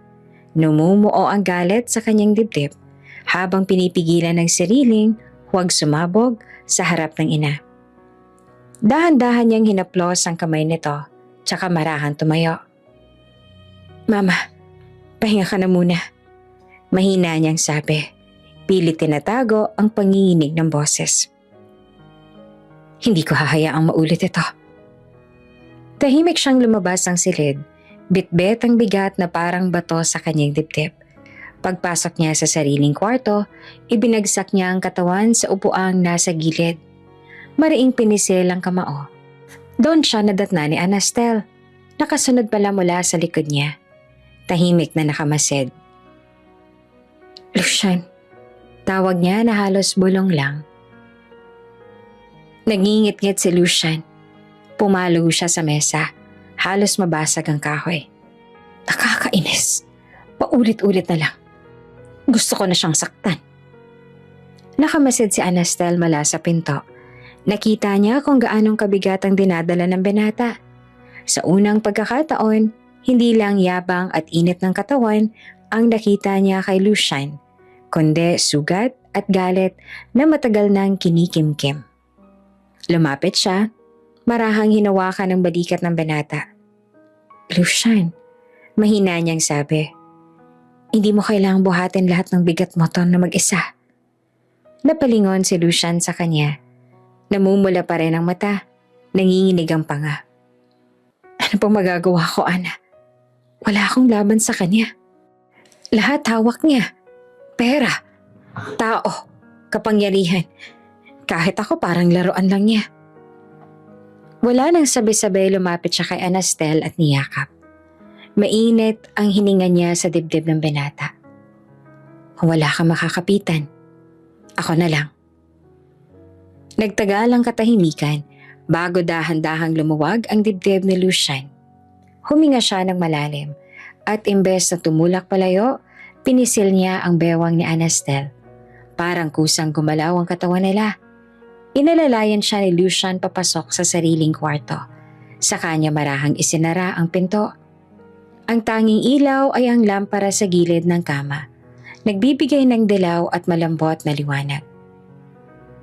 Lucian, bulong ni Anastel habang hinahaplos ang dibdib ng binata. Pahinga ka muna. Hayaan mo ako mag-alis ng bigat na nararamdaman mo. Hindi na nakatiis si Lucian. Hinawakan niya ang batok ng babae. Mariing hinalikan ang labi. Agad namang gumante si Anastel. Mainit at mabagal sa simula. Pero naging marahas habang lumalalim. Hinila siya ni Lucian papalapit sa kama. Inihiga siya at ramdam ni Anastel ang bigat ng katawan ng binata at ang init na humahaplos sa kanyang balat. Naglakbay ang halik ni Lucian. Napakagatlabi si Anastel. Napasinghap nang dahan-dahang dumampi ang mga labi niya sa leeg. Lucian, mahina niyang ungol. Huminto si Lucian saglit at tumayong nakatitig kay Anastel na halos mabaliw na sa pagnanasa. Bakit mo ito ginagawa para sa akin? Mahina niyang tanong na nakapikit. Hinaplos ni Anastel ang buhok niya. Parang inaalo ang isang sugatang bata. Kasi, kahit gaano kang kagulo, may kabutihan pa rin sa'yo. Dito, itinuro niya ang puso nito.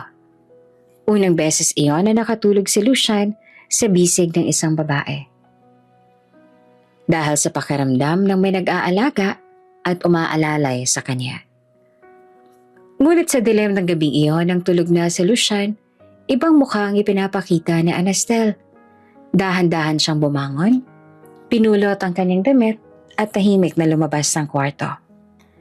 Bitbit ang maliit na flashlight, nagtungo siya sa opisina ni Don Severus. Sinimulan niyang halugugin ang mga drawer, cabinet at kahon. Ang misyon ay hindi nakalimutan. Hanapin ang ebidensya na tuluyang magpapabagsak sa halimaw na iyon. Habang binubuksan niya ang isang lumang kahon, naramdaman niyang nanlalamig ang kanyang kamay. Hindi lamang katawan ang isinuko niya kay Lucian ngayong gabi. Unti-unti, pati puso niya ay nadadala sa larong hindi dapat totoo. Tahimik ang buong mansyon ng gabing iyon. Ang tanging maririnig lamang ay ang mahihinang tunog ng orasan sa hallway at ang ingay ng mga kuliglig sa labas ng bintana. Pumasok sina Anastel at Aya sa opisina ni Don Severus. Kapwa may kaba, ngunit buo na ang loob. Ang ilaw mula sa lampshade ay nagbigay ng malamlam na liwanag. Sapat lang para makita nila ang mesa at ang mga nakakalat na folders sa ibabaw.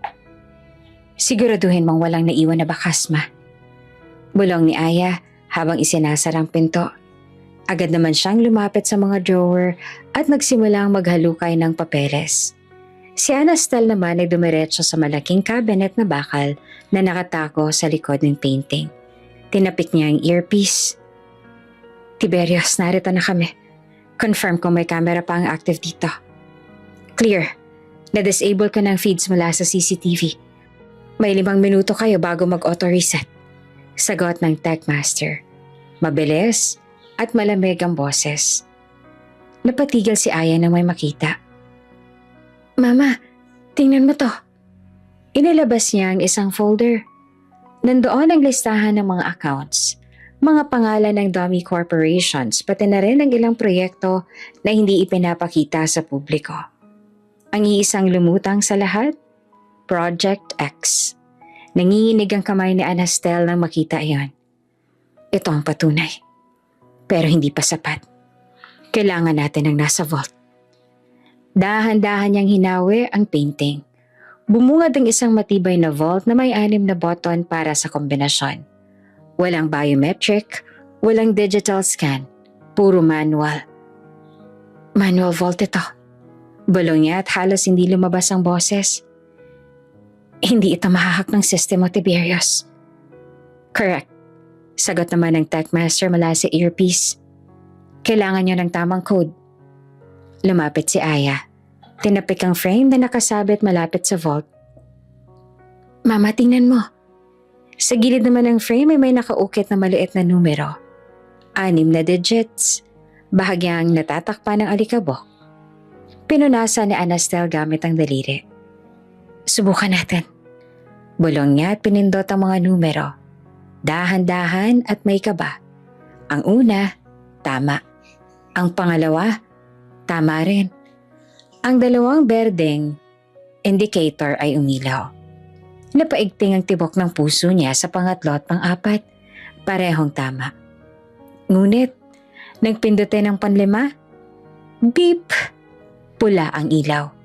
Muntik nang mapaigtad si Aya. Shoot! Wrong input.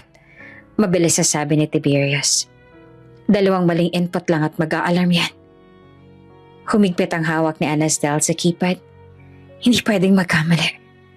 Huminga siya ng malalim. Naaalala niya ang isang bagay.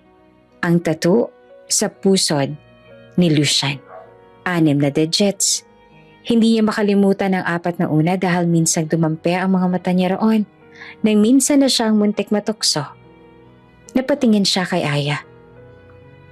Alam ko na kung saan ko makikita ang tamang kombinasyon. Mama, seryosong sagot ng bata. Ibig sabihin kailangan mo bumalik sa kanya? Ikaw lang makakagawa niyan. Sandaling natahimik si Anastel. Naroon ang alanganin. Plano ba niya talagang ibigay ang katawan niya para makuha ang code? O may ibang paraan? Ngunit alam niya, oras ang kalaban niya. At kung si Don Severus nga humawak ulit sa mga papeles na yon, masisira ang lahat. Kung yan ang kailangan, gagawin ko. Mahinang sambit niya, halos pabulong. Kahit pakapalit ang katawan ko. Tumikim si Aya, halatang nag-aalangan. Mama, sigurado ka ba?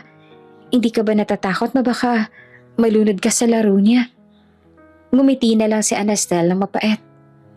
Anak, matagal na akong sanay sa laro ng apoy.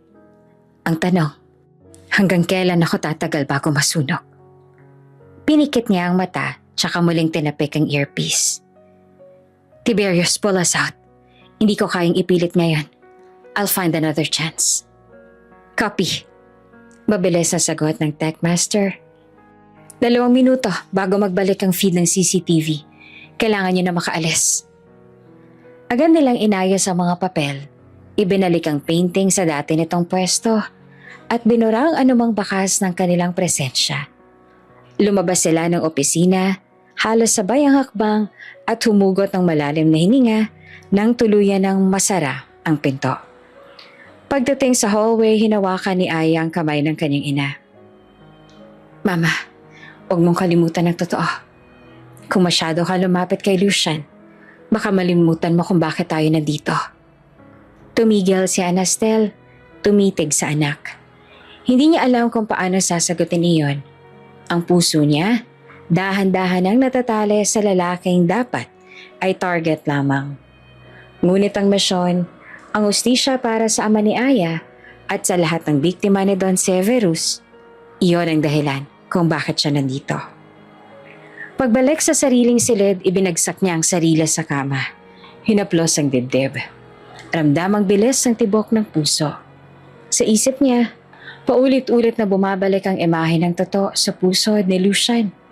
Ang 6 na numero, ang init ng kanyang balat. Ang amoy ng alak at pawis na minsan ay humalo sa kanyang memorya. Lucian, bulong niya sa sarili. Kung ikaw ang susi para buksan ang imperyo ng iyong ama, handa akong lumapit kahit lamunin pa ako ng apoy mo. Galit na galit si Don Severus ng araw na yon. Umalingaw-ngaw ang boses niya sa buong mansyon. Bawat mura at sigaw ay parang martilyong tumatama sa mga dingding. Hindi na mabilang ni Lucian kung ilang beses na siyang sinabihan ng walang kwenta, walang silbi at kahihiyan ng pamilya. At kagaya ng dati, wala siyang nagawa kundi ang pigilan ng sariling mga kamao. Hindi siya pwedeng lumaban ng direkta. Pero ngayong gabi, may naisip siyang mas malupit na paraan. Kaya nang makasalubong niya si Anastel sa hallway, hindi siya nagdalawang isip. Hinawakan niya agad ang pulso nito at marahas na hinila. Lucian, ano ba? Bulong ni Anastel. Nagulat sa biglang kilos niya. Hindi siya sumagot. Tahimik, ngunit madiin ang bawat hakbang. Hanggang makarating sila sa terrace ng mansyon. Ang hangin ng gabi ay malamig, ngunit ramdam ni Anastel ang apoy sa pagkakahawak ni Lucian sa kanya. Pagkabitiw niya ay tumitig si Lucian sa dilim. Kita ang apoy ng galit sa mga mata. Hindi ko na kaya. Kung gusto ng ama ko na sunod ako ng sunod, bibigyan ko siya ng bagay na hindi niya makakaya. Gagawa ako ng iskandalo na dudurog sa pangalan namin. Nagtaka si Anastel at napakunot na Anong ibig mong sabihin? Huminga ng malalim si Lucian, tsaka humarap sa kanya. Malamig ang boses, pero matalim ang bawat salita. Pakakasalan kita. Parang natigil naman ang mundo sa sinabi niyang yon. Nanlaki ang mga mata ni Anastel. Hindi niya alam kung tatawa ba siya o magugulat. Ngunit sa ilalim ng pagkabigla, mabilis na nagtrabaho ang utak niya. Ito na ang oportunidad na kailangan niya. Ang mas mapalapit kay Lucian at mas madaling matuklasan ang lihim na tinatago ng kanyang pamilya. Pati na ang 6 na numerong nasa pusod ng binata. Pakakasalan mo ko? Malamig niyang ulit, nakataas ang kilay. Hindi dahil mahal kita. Agad na linaw ni Lucian. Halos ibuga ang salita. Kundi para wasakan ang pangalan namin. Gusto kong makita kung paano magagalit ang aking ama. Gusto kong makita siyang mawalan ng kontrol sa Senado. Kung kasal ang tanging paraan, gagawin ko. Sandaling natahimik si Anastel. Ramdam niya ang bigat ng alok. Ngunit sa halip na umatras, ngumiti siya. Isang ngiting mapanganib. Puno ng larong siya lang ang nakakaintindi. Papayag ako. Aniya sa mababang tinig. Pero sa isang kondisyon. Tumagilid ang ulo ni Lucian. Ano yan? Kung magpapakasal tayo, kahit walang pagmamahalan, matutulog tayo sa isang kama. Mas ligtas kung magmumukhang totoo. Mas kapani-paniwala sa mga mata ng lahat. Sandali namang napakurap si Lucian. Ang mga mata niya ay nagdilim at nagdingning ng sabay. Unti-unting gumuhit ang mapanganib ng ngiti sa labi niya. Walang problema. Sagot niya na halos pabulong. Kahit ngayong gabi, pwede na kitang katabi. May halo namang biro ang tono, pero ramdam ni Anastel ang bigat ng pagnanasa sa bawat salita. Napalunok siya ng bahagya. Pinilit panatilihin ang composure. Subukan mo, bulong niya. Baka ikaw ang unang mawala ng hininga. Nagtagpo ang kanilang mga tingin, puno ng tensyon. Parang may mga nagliliyab na apoy sa pagitan nila, handang sumabog anumang oras. Ngunit bago pa sila tuluyang lumunin ng momentong iyon, bumaba si Lucian, kasama siya.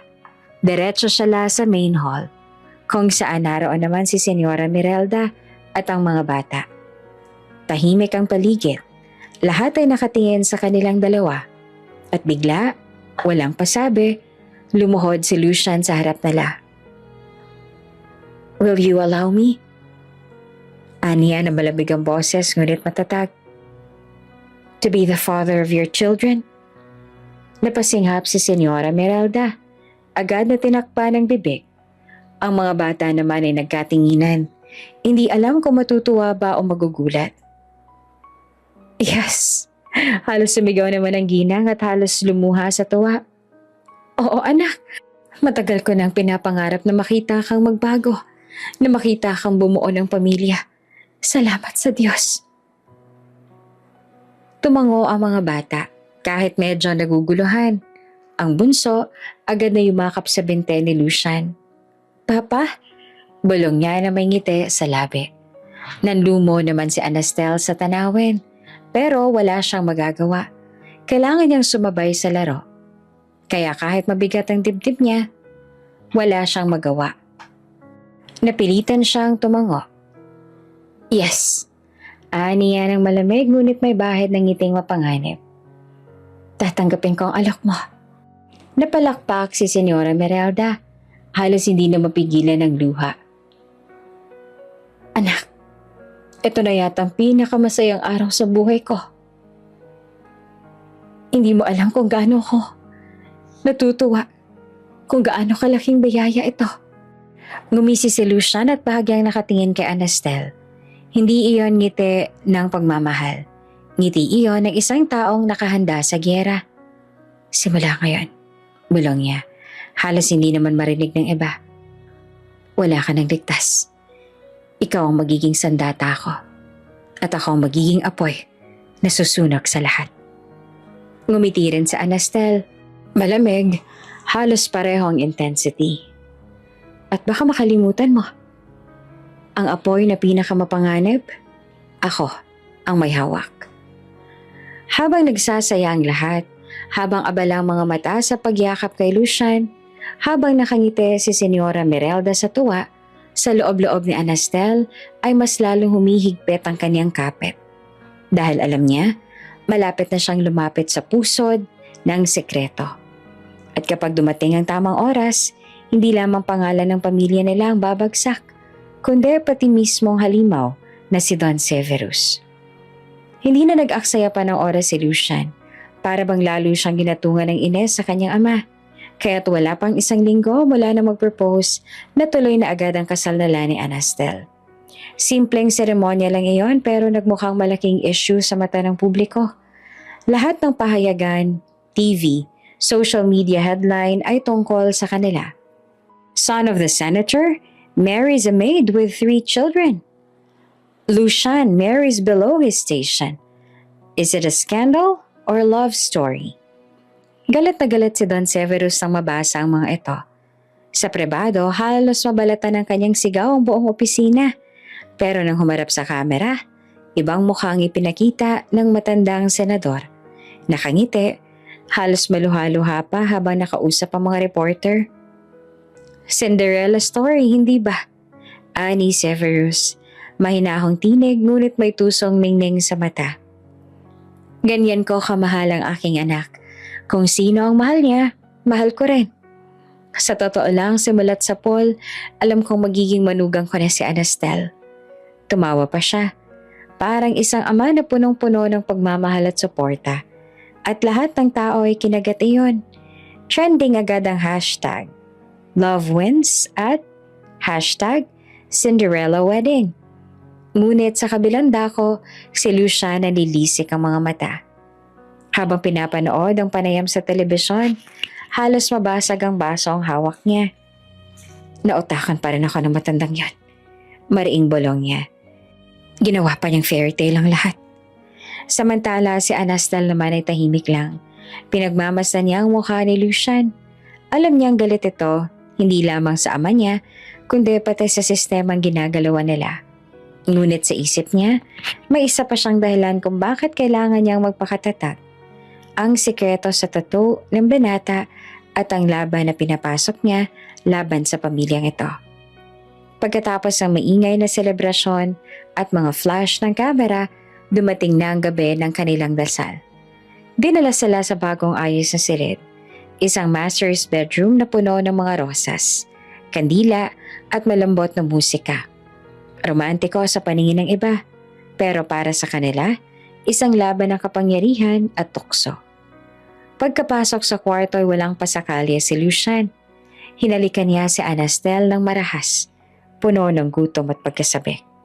Napaatras naman ito sa kama, nanginginig pero hindi na lumaban. Umakyat ang kamay ni Lucian, marahang hinila ang laylayan ng duster. Dumampi ang halik sa makinis na hita ni Anastel. Pataas, pababa, hanggang maramdaman niya ang basang tela ng kanyang underwear. Napaungol siya. Napakapit sa unan. Halos mabuwal sa sara. Lucian, teka lang. Pilit niyang ibinuka ang labi, pero pinutol iyon ng marahas na halik. Matagal ko na itong gusto.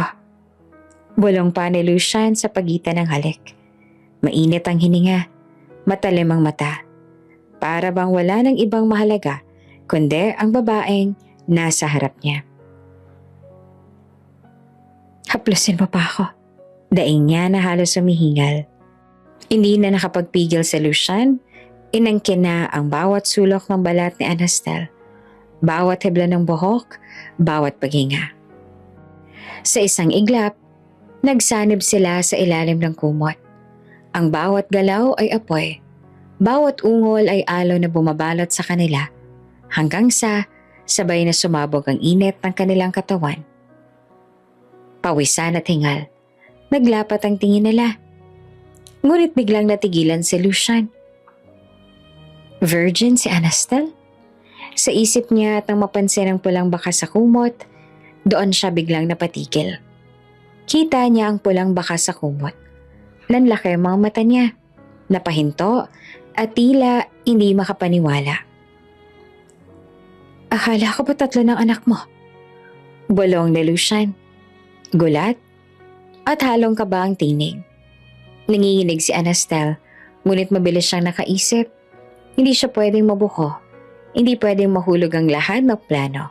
Kaya kahit nanginginig ang luha, pilit niyang pinatatag ang tinig. Mga pamangkin kasala. Mahina ngunit matatag niyang sagot. Ako lang tumayong ina. Tumigil naman si Lucian at halos hindi makagalaw. Pinagmasdan niya ang mukha ni Anastel, ang bahagyang nanginginig nitong labi. Ang mga matang puno ng sakit. Pamangkin? Bulong niyang muli. Dahan-daan, binuo ni Anastel ang isang kwento. Isang malungkot na istorya na kailangang papaniwalaan ni Lucian. Iniwan sila ng kanilang ama, si Luther. Dati siyang undersecretary. Naipit sa kaso na hindi naman siyang may sala. Napasubo lang. At pagkatapos, pinatay sa loob ng kulungan. Sinira ng sistemang hawak ng mismong ama mo. Ang buong pamilya nila kaya simula noon. Ako nang tumayong ina nila. Akong sumalo ng lahat. Habang nagsasalita siya, ramdam niya ang kirot sa bawat salitang binibitiwan. Bahagi ng totoo, bahagi ng kasinungalingan. Isang halo ng kwento para maprotektahan ng mga bata at manatiling buhay ang misyon niya laban sa pamilya ni Lucian. Tahimik naman si Lucian. Nakatitig lang siya kay Anastel. Hawak ang balikat nito. Kitang-kita sa mga mata niya ang unti-unting pagguho ng galit.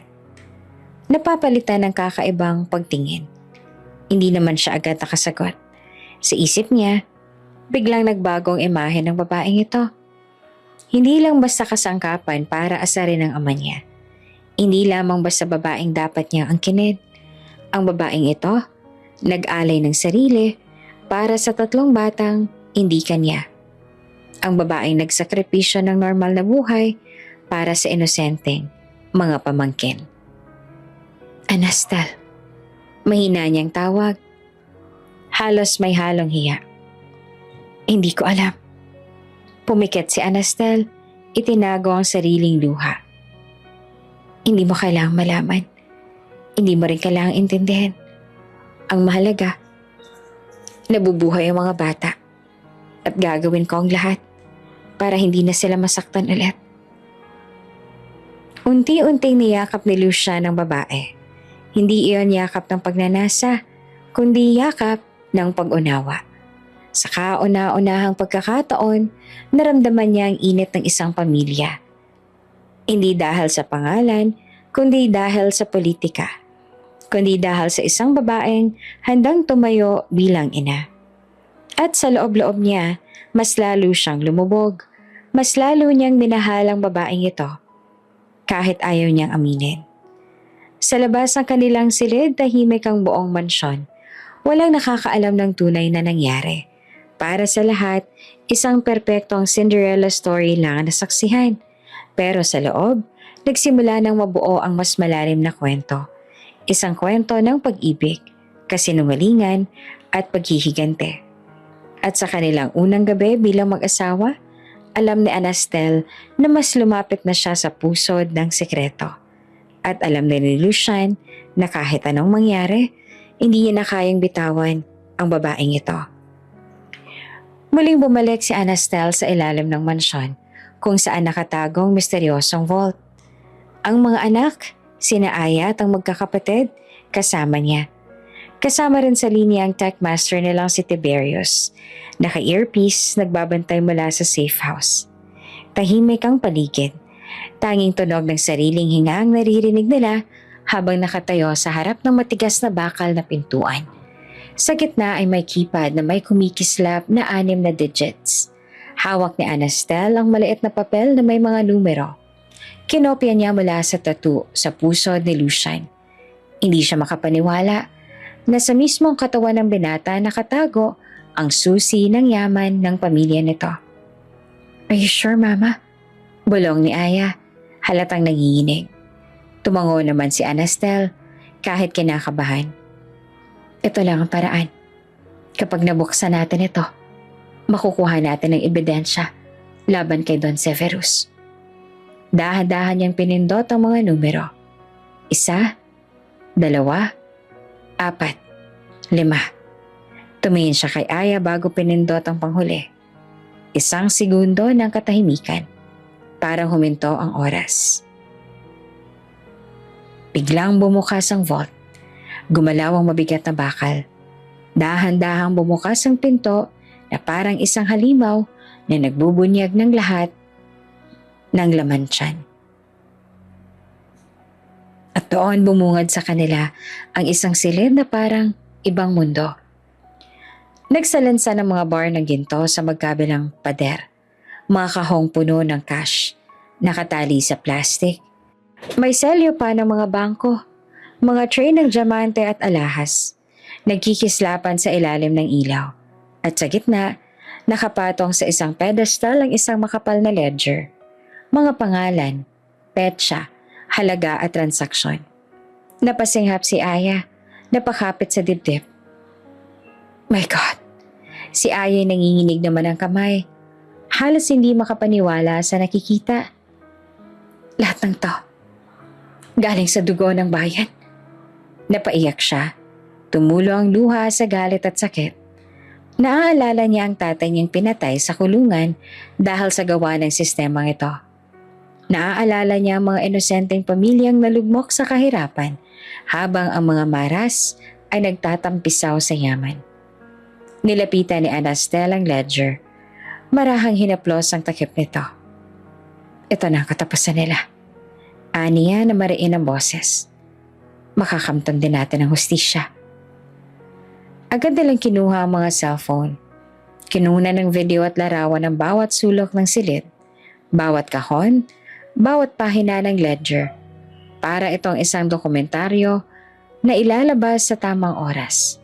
Ebidensyang hindi na mabubura. "Mama, look!" Sigaw ng isa pang bata, hawak ang kamera. "May pangalan dito. Mga senador, congressman, pati artista. Lahat tumatanggap ng pera." Halos sumabog ang dibdib ni Aya sa galit. Isang buong imperyo ng kasamaan. Tumango si Anastel at ngayon, hawak na natin ang susi para buwagin ito. Pero sa mismong oras na yon, biglang tumahimik ang paligid. Narinig nila ang tunog ng isang baso. Ang kaluskos ng yelo sa loob ng whiskey glass. Nagtinginan silang lahat. Mabagal silang lumingon papunta sa pinto ng vault. At doon nakita nila si Don Severus Maras. Nakatayo siya, suot ang puting barong. Ang isa niyang kamay ay nakapasok sa bulsa, habang ang isa'y hawak ang baso ng whiskey. Malamig ang kanyang mga mata. Walang bakas ng gulat o ng emosyon. Para bang inaabangan niya talagang eksaktong sandaling ito. "Ang tapang ninyo," malamig niyong wika. "Ginagalaw niyong hindi niyo pag-aari." Napakapit si Aya sa braso ng ina, nanginginig. Si Anastal naman nakahawak pa rin sa cellphone na may nakabukas na kamera. Hindi alam kung dapat bang tumakbo o magpatuloy sa pagkuha ng ebidensya. Lumapit pa si Severus. Bawat takbang niya ay mabigat at nakatindig balahibo. Uminom siya ng isang lagok ng whiskey, tsaka ngumiti ng mapait. "Akala niyo ba? Matatalo niyo ako sa sarili kong laro?" Nanginginig si Anastel, pero hindi siya umurong. Hinarap niya ang matanda. "Lahat ng to, ninakaw mo sa bayan. Sa mga taong dapat mong pinoprotektahan. May ebidensya na kami." Tumawa naman si Severus. Isang mababang halakhak na parang lason sa bangin. "Ebidensya? Sa tingin mo ba makakalabas kayo ng buhay para maipakita yan?" Sa isang iglap, sumenya siya sa likod. Mula sa dilim, lumitaw ang mga bodyguard na nakaitim, armado at seryoso ang mukha. Pinalibutan nila ang pintuan ng vault. "Dakpin sila!" Malamig na utos ni Don Severus. Nagkagulo ang mga bata. "Mama!" Sigaw ni Aya. Niyakap niya ang mga kapatid. Pilit na tinatago sa likod niya. Si Anastal naman ay mabilis sa pinindot ang send button, hoping na naipadala ang mga kuha sa kanilang secure channel. Hinawakan ni Anastal ang kamay ng mga anak. Pinilit maging matatag kahit bumilis ang tibok ng puso niya.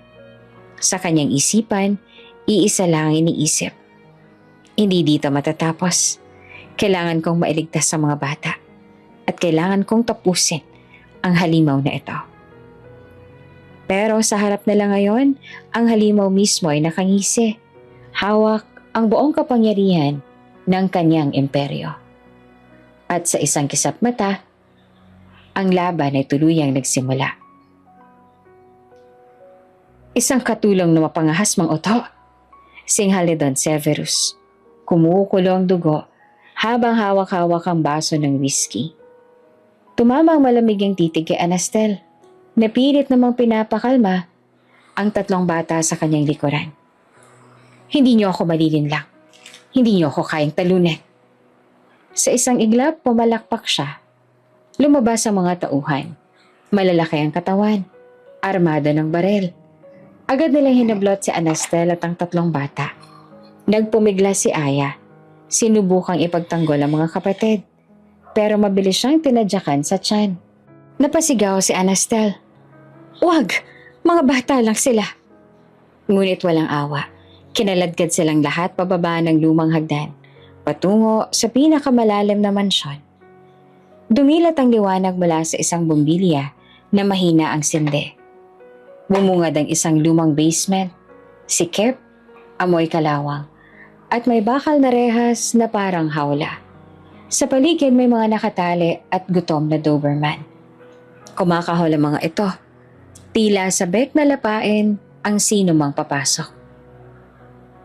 Diyan kayo nababagay. Malamig na sampit ni Don Severus habang tinututok ang barel kay Anastel. Magtiis kayo sa dilim hanggang mabulok ang katawan ninyo.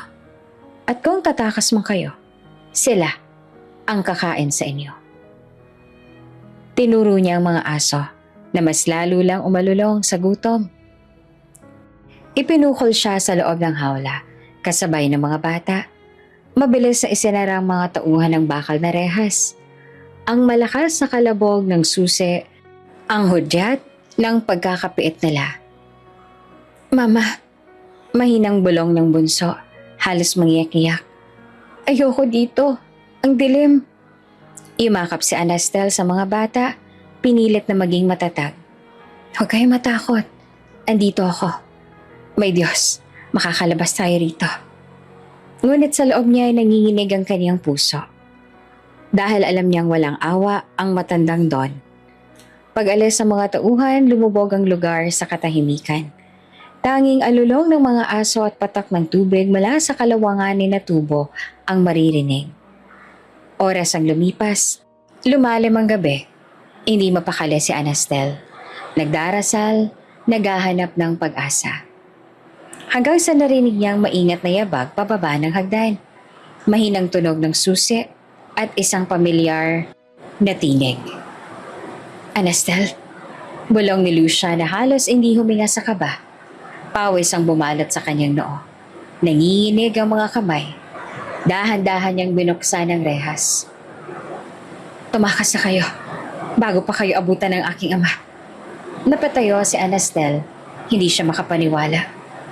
Lucian, bakit mo ito ginagawa? Delikado ka rito. Hindi ko na kaya. Sagot niya, nag-aral-gal ang boses. Hindi kita pwedeng pabayaan. Mahal kita, pati ang mga bata. Itinuturing kong akin. Tumulo ang luha ni Anastel. Bago pa man makalabas, hinawakan niyang mukha ni Lucian at walang pag-alinlangan na idinikit ang labi sa kanya. Isang halik, mainit, mahaba, at puno ng pagnanasa. Isang halik na maaaring pamamaalam o panibagong pangako ng buhay na wala pa silang kasiguraduhan. Sa labas ay mabilis na gumalaw sina Tiberios at Marixa.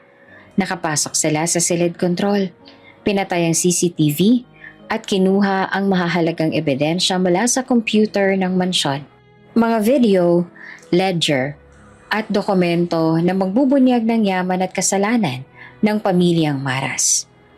Bilis, wala na tayong oras. Sigaw ni Marixa habang sinusuksok ang USB at mga envelope sa kanyang bag. Ngunit hindi na sila nakalayo. Mula sa dilim, biglang bumungad si Don Severus. Nakangisi. Lucian. Napatigil si Lucian, hawak pang susi ng rehas. Lumingon siya at doon bumungad ang malamig na mga mata ng kanyang ama. Anong ginagawa mo? Mabigat ang tinig ni Don Severus. Nanginginig sa galit. Nangingilid ang luha ni Lucian. Hindi na ako makikiisa sa kasamaan mo. Hindi sila kalaban. Sila ang pamilya ko. Pamilya? Sigaw ng matanda. Mababa ang tingin mo sa sarili mo. Pinili mong ipagpalit ang pangalan natin sa isang babaeng kaladkarin at mga batang ulila? Walang paalam, inihampas si Don Severus ang golf club na hawak niya. Tumama ito sa balikat ni Lucian.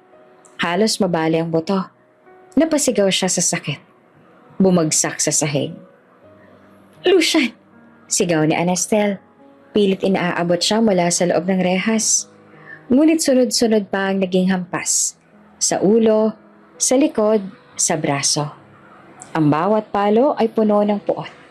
Parang gustong burahin ni Severus ang sariling dugo na nagtataksel sa kanya. Huwag! Tama na! Sigaw ni Senyora Merelda na bumabarin, luhaan at nanginginig. Severus! Anak mo yan, maawa ka! Huwag mo siyang patayin! Ngunit hindi nakinig ang matanda. Patuloy niyang hinampas si Lucian hanggang sa bumalot ang dugo sa sahig. Humihingal siya, nanlisik ang mga mata. Si Lucian, duguan, halos mawala ng ularan. Dahan-dahan siyang tumingin kay Anastel. Isang mahinang ngiti lamang kumawala sa kanyang labi. "Mahal kita," bulong niya. Halos pabulong na lang, bago tuluyang nawala ng malay. Nagsisisigaw si Anastel. Halos mabaliw siya sa sakit at takot. "Lucian, huwag mo kaming iiwan." Habang si Senyora Merelda naman ay nakaluhod, niyakap ang dugoang anak. "Diyos ko, huwag mo siyang kunin." At sa gitna ng kaguluhan, ang rehas ay muling isinara. Ang pag-asa na kanilang pinanghawakan ay unti-unting nauupos, gaya ng kandilang nalalamon ng hangin sa pinakamadilim na gabi. Natapos ang lahat, tuluyang bumagsak ang pader na itinayo ni Don Severus. Lumabas ang lahat ng ebidensya. Ang mga ledger, ang mga bank account, pati ang gold bars at cash na nakatago sa ilalim ng lupa ng mansyon ng mga Maras. Kasama ang mga pangalan ng senador, ang daang-daang opisyal na matagal nang nagnanakaw sa kaba ng bayan. Hindi nakatakas si Don Severus. Nabulok siya sa kulungan. Hindi lang bilang kriminal kundi bilang isang pangalan na kinamumuhuian ng buong bayan. Sa loob ng kulungan kasama niyang mga kasabwat, mga general, mga undersecretaries at ilang taong dati inaakalang malilinis. Sa labas, hindi rin nakaligtas ang anak niyang si Cassiel. Kahit wala itong direktang kasalanan, nadamay ang pangalan. Ang career niyang pinaghirapan, binaha ng mga bashers at binura ng isang katotohanan. Anak siya ng isang halimaw. Si Lucian naman ang minsang kanang kamay ng kanyang ama ay nakulong din. Hindi siya nakaligtas sa batas. Napatunayan ang partisipasyon niya sa mga ilegal na negosyo, ngunit iba ang kaso niya. Ipinakita ng mga abogado na may pagkakataong tumutol siya. Tinulungan pa niyang makatakas ang ilang biktima, kaya't bandang huli, nabigyan siya ng parole. Pero ang parole na iyon ay hindi lang paglaya mula sa piitan. Para kay Lucian, iyon na rin ang paglaya mula sa anino ng kanyang ama. Mula sa dugo at apelidong paulit-ulit na nagsisilbing tanikala.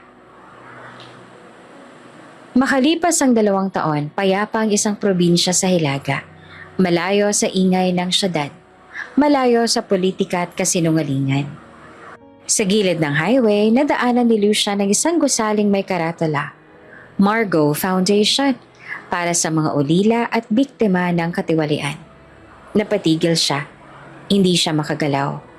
Ang mga kamay niya ay kumakabog. Ilang taon din niyang pinangarap na makitang ulit ang babaeng yon, pero hindi niya inakalang sa ganitong pagkakataon. Pumasok siya sa maliit na tarangkahan. May mga batang naglalaro sa hardin.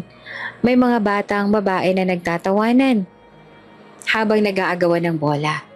May sanggol na karga ang mga volunteer. Sa gitna ng lahat ng iyon, may babaeng nakatalikod, nakayuko, nagdidilig ng halaman. "Anastel?" Mahina niyang bulong. Halos hindi lumabas sa kanyang bibig. Lumingon ang babae. Kumislap ang mga mata nito nang magtagpo ang kanilang paningin. May halong gulat, saya, at sakit na sabay-sabay pumasok sa mukha niya. Ngumiti si Lucian. Pilit na binabalot ng biro ang bigat ng sandali. "Buti pang mga halaman, dinidiligan mo. Ako, matagal lang tuyo." Sandaling natahimik naman ang babae bago tuluyang ngumiti. Ngunit imbes na Anastel, ibang pangalan ang binitiwan niya. "Margot." Aniya na malumanay ang boses. Margot ang tunay kong pangalan. Nanatiling nakatingin si Lucian. Tila ba hindi siya makapaniwala. 2 taon na paghihintay. 2 taon ng mga tanong. At heto na siya. Naririto na ang sagot sa lahat. Dinala siya ni Margot sa isang maliit na silid sa loob ng foundation. Doon niya ipinaliwanag ang lahat. "Anastel, hindi iyon ang tunay kong pangalan." Panimula niya habang nakaupo at pinaglalaroan ng baso ng tubig. Codename lang yun para sa mission. Hindi lang para pabagsakin ng pamilya mo, kundi para maibalik ang hustisya sa mga batang naulila ng sistema ni Severus Maras. Napatungo si Lucian. Hindi na bago sa kanya ang mga revelasyon ng babaeng ito. Pero ngayon, mas malinaw na ang lahat. Marco, bulong niya. Paulit-ulit. Mas bagay, mas totoo. Ngumiti naman si Margo, ngunit may bahid ng lungkot. Hindi ko alam kung mapapatawad mo ako. Niloko kita. Ginamit kita. Ginamit ko ang tiwala mo para makalapit sa vault. Para makuha ang tattoo. Para makuha ang ebidensya. Pero, tumigil siya. Lumingon sa bintana. Pero hindi ko ginamit ang puso mo dahil hindi ko na kayang kontrolin ang sarili ko. Noong minahal kita. Tumayo si Lucian, lumapit at marahang hinawakan ng kanyang baba. Pinatingin siya sa kanyang mga mata. Alam mo bang 2 taon kitang hinanap sa bawat alaala ko? Sa bawat gabing nakakulong ako. Ikaw lang ang laman ng isip ko. Oo, niloko mo ko. Pero kung hindi dahil sa'yo, baka hanggang ngayon, alipin pa rin ako ng ama ko. Kung hindi dahil sa'yo, baka patay na rin ako ngayon. Tumulo ang luha sa mata ni Margo. Hindi niya napigilan na mapaiyak. Niyakap siya ni Lucian. Mahigpit, para bang ayaw na muling pakawalan. Kinagabihan sa gitna ng hardin ng foundation, naglakad silang dalawa. Tahimik, maliwanag ang buwan, at marinig ang tawa ng mga batang natutulog sa dormitoryo. Lucian, mahinang wika ni Margo. Handa ka bang magsimulang muli? Wala ka ng pangalan, wala ka ng kayamanan, wala ka na rin kapangyarihan. Hindi ka na anak ng senador, hindi ka na prinsipe ng mansyon. Isa ka na lang ex-convict na sinusubukang bumangon. Huminto si Lucian, hinarap niya ang babaeng minamahal. Kung mawawala man ang lahat, hindi ako matatakot. Basta't ikaw ang kasama ko magsimula. Kasi noon pa man, wala naman akong kayamanan. Ang meron lang ako, ikaw. Hindi na nakasagot si Margo. Imbes na hinalikan niya si Lucian, mahaba, mainit, ngunit hindi na puno ng lihim at pagkukunwari. Ito na ang halik ng 2 pusong minsang nilamon ng kasinungalingan. Pero ngayon, handa na magmahal ng totoo. Lumipas sa mga buwan, ang foundation ay lumago, nakilala sa buong bansa bilang kanlungan ng mga batang naulila ng korupsyon at karahasan. Si Senyora Mirelda na ngayon malaya na rin sa anino ng kanyang asawa, tumulong bilang patrona. Si Castiel, kahit nawasak ang career, natagpuan ng bagong misyon bilang direktor ng programa para sa mga kabataang biktima ng fake news at propaganda. At si Lucian, hindi na Maras, kundi simpleng Lucian. Nagtrabaho siya bilang volunteer, guro at tagapagturo ng boxing sa mga bata. Tinuruan niya ang mga ito na huwag matakot lumaban para sa tama at huwag niyang hayaang ikulong ang mga anino ng nakaraan. Isang gabi habang nakaupo sila ni Margo sa ilalim ng bituin, nagsalita siya. Alam mo Margo, hindi na ako takot. Kasi ngayon, alam ko na kung saan ako nababagay. Hindi sa mansyon, hindi sa politika, kundi dito sa tabi mo. Ngumiti naman si Margo, ipinatong ang ulo sa balikat niya. At ako, sagot niya, di na rin ako takot. Dahil ngayon, wala na akong kailangang itago. At doon sa gitna ng hardin na puno ng tawa at musika ng mga bata, nagtagpo ang 2 puso. Hindi na bilang kaaway at manluloko, hindi na bilang anak ng isang halimaw at espiya, kundi bilang 2 taong handang bumuo ng bagong simula. Bago ka pa lang sa channel neto, ibang kwento ni Ate Jane, istorya mo, ikwento ko. Huwag kalimutang pindutin ang notification bell at subscribe button.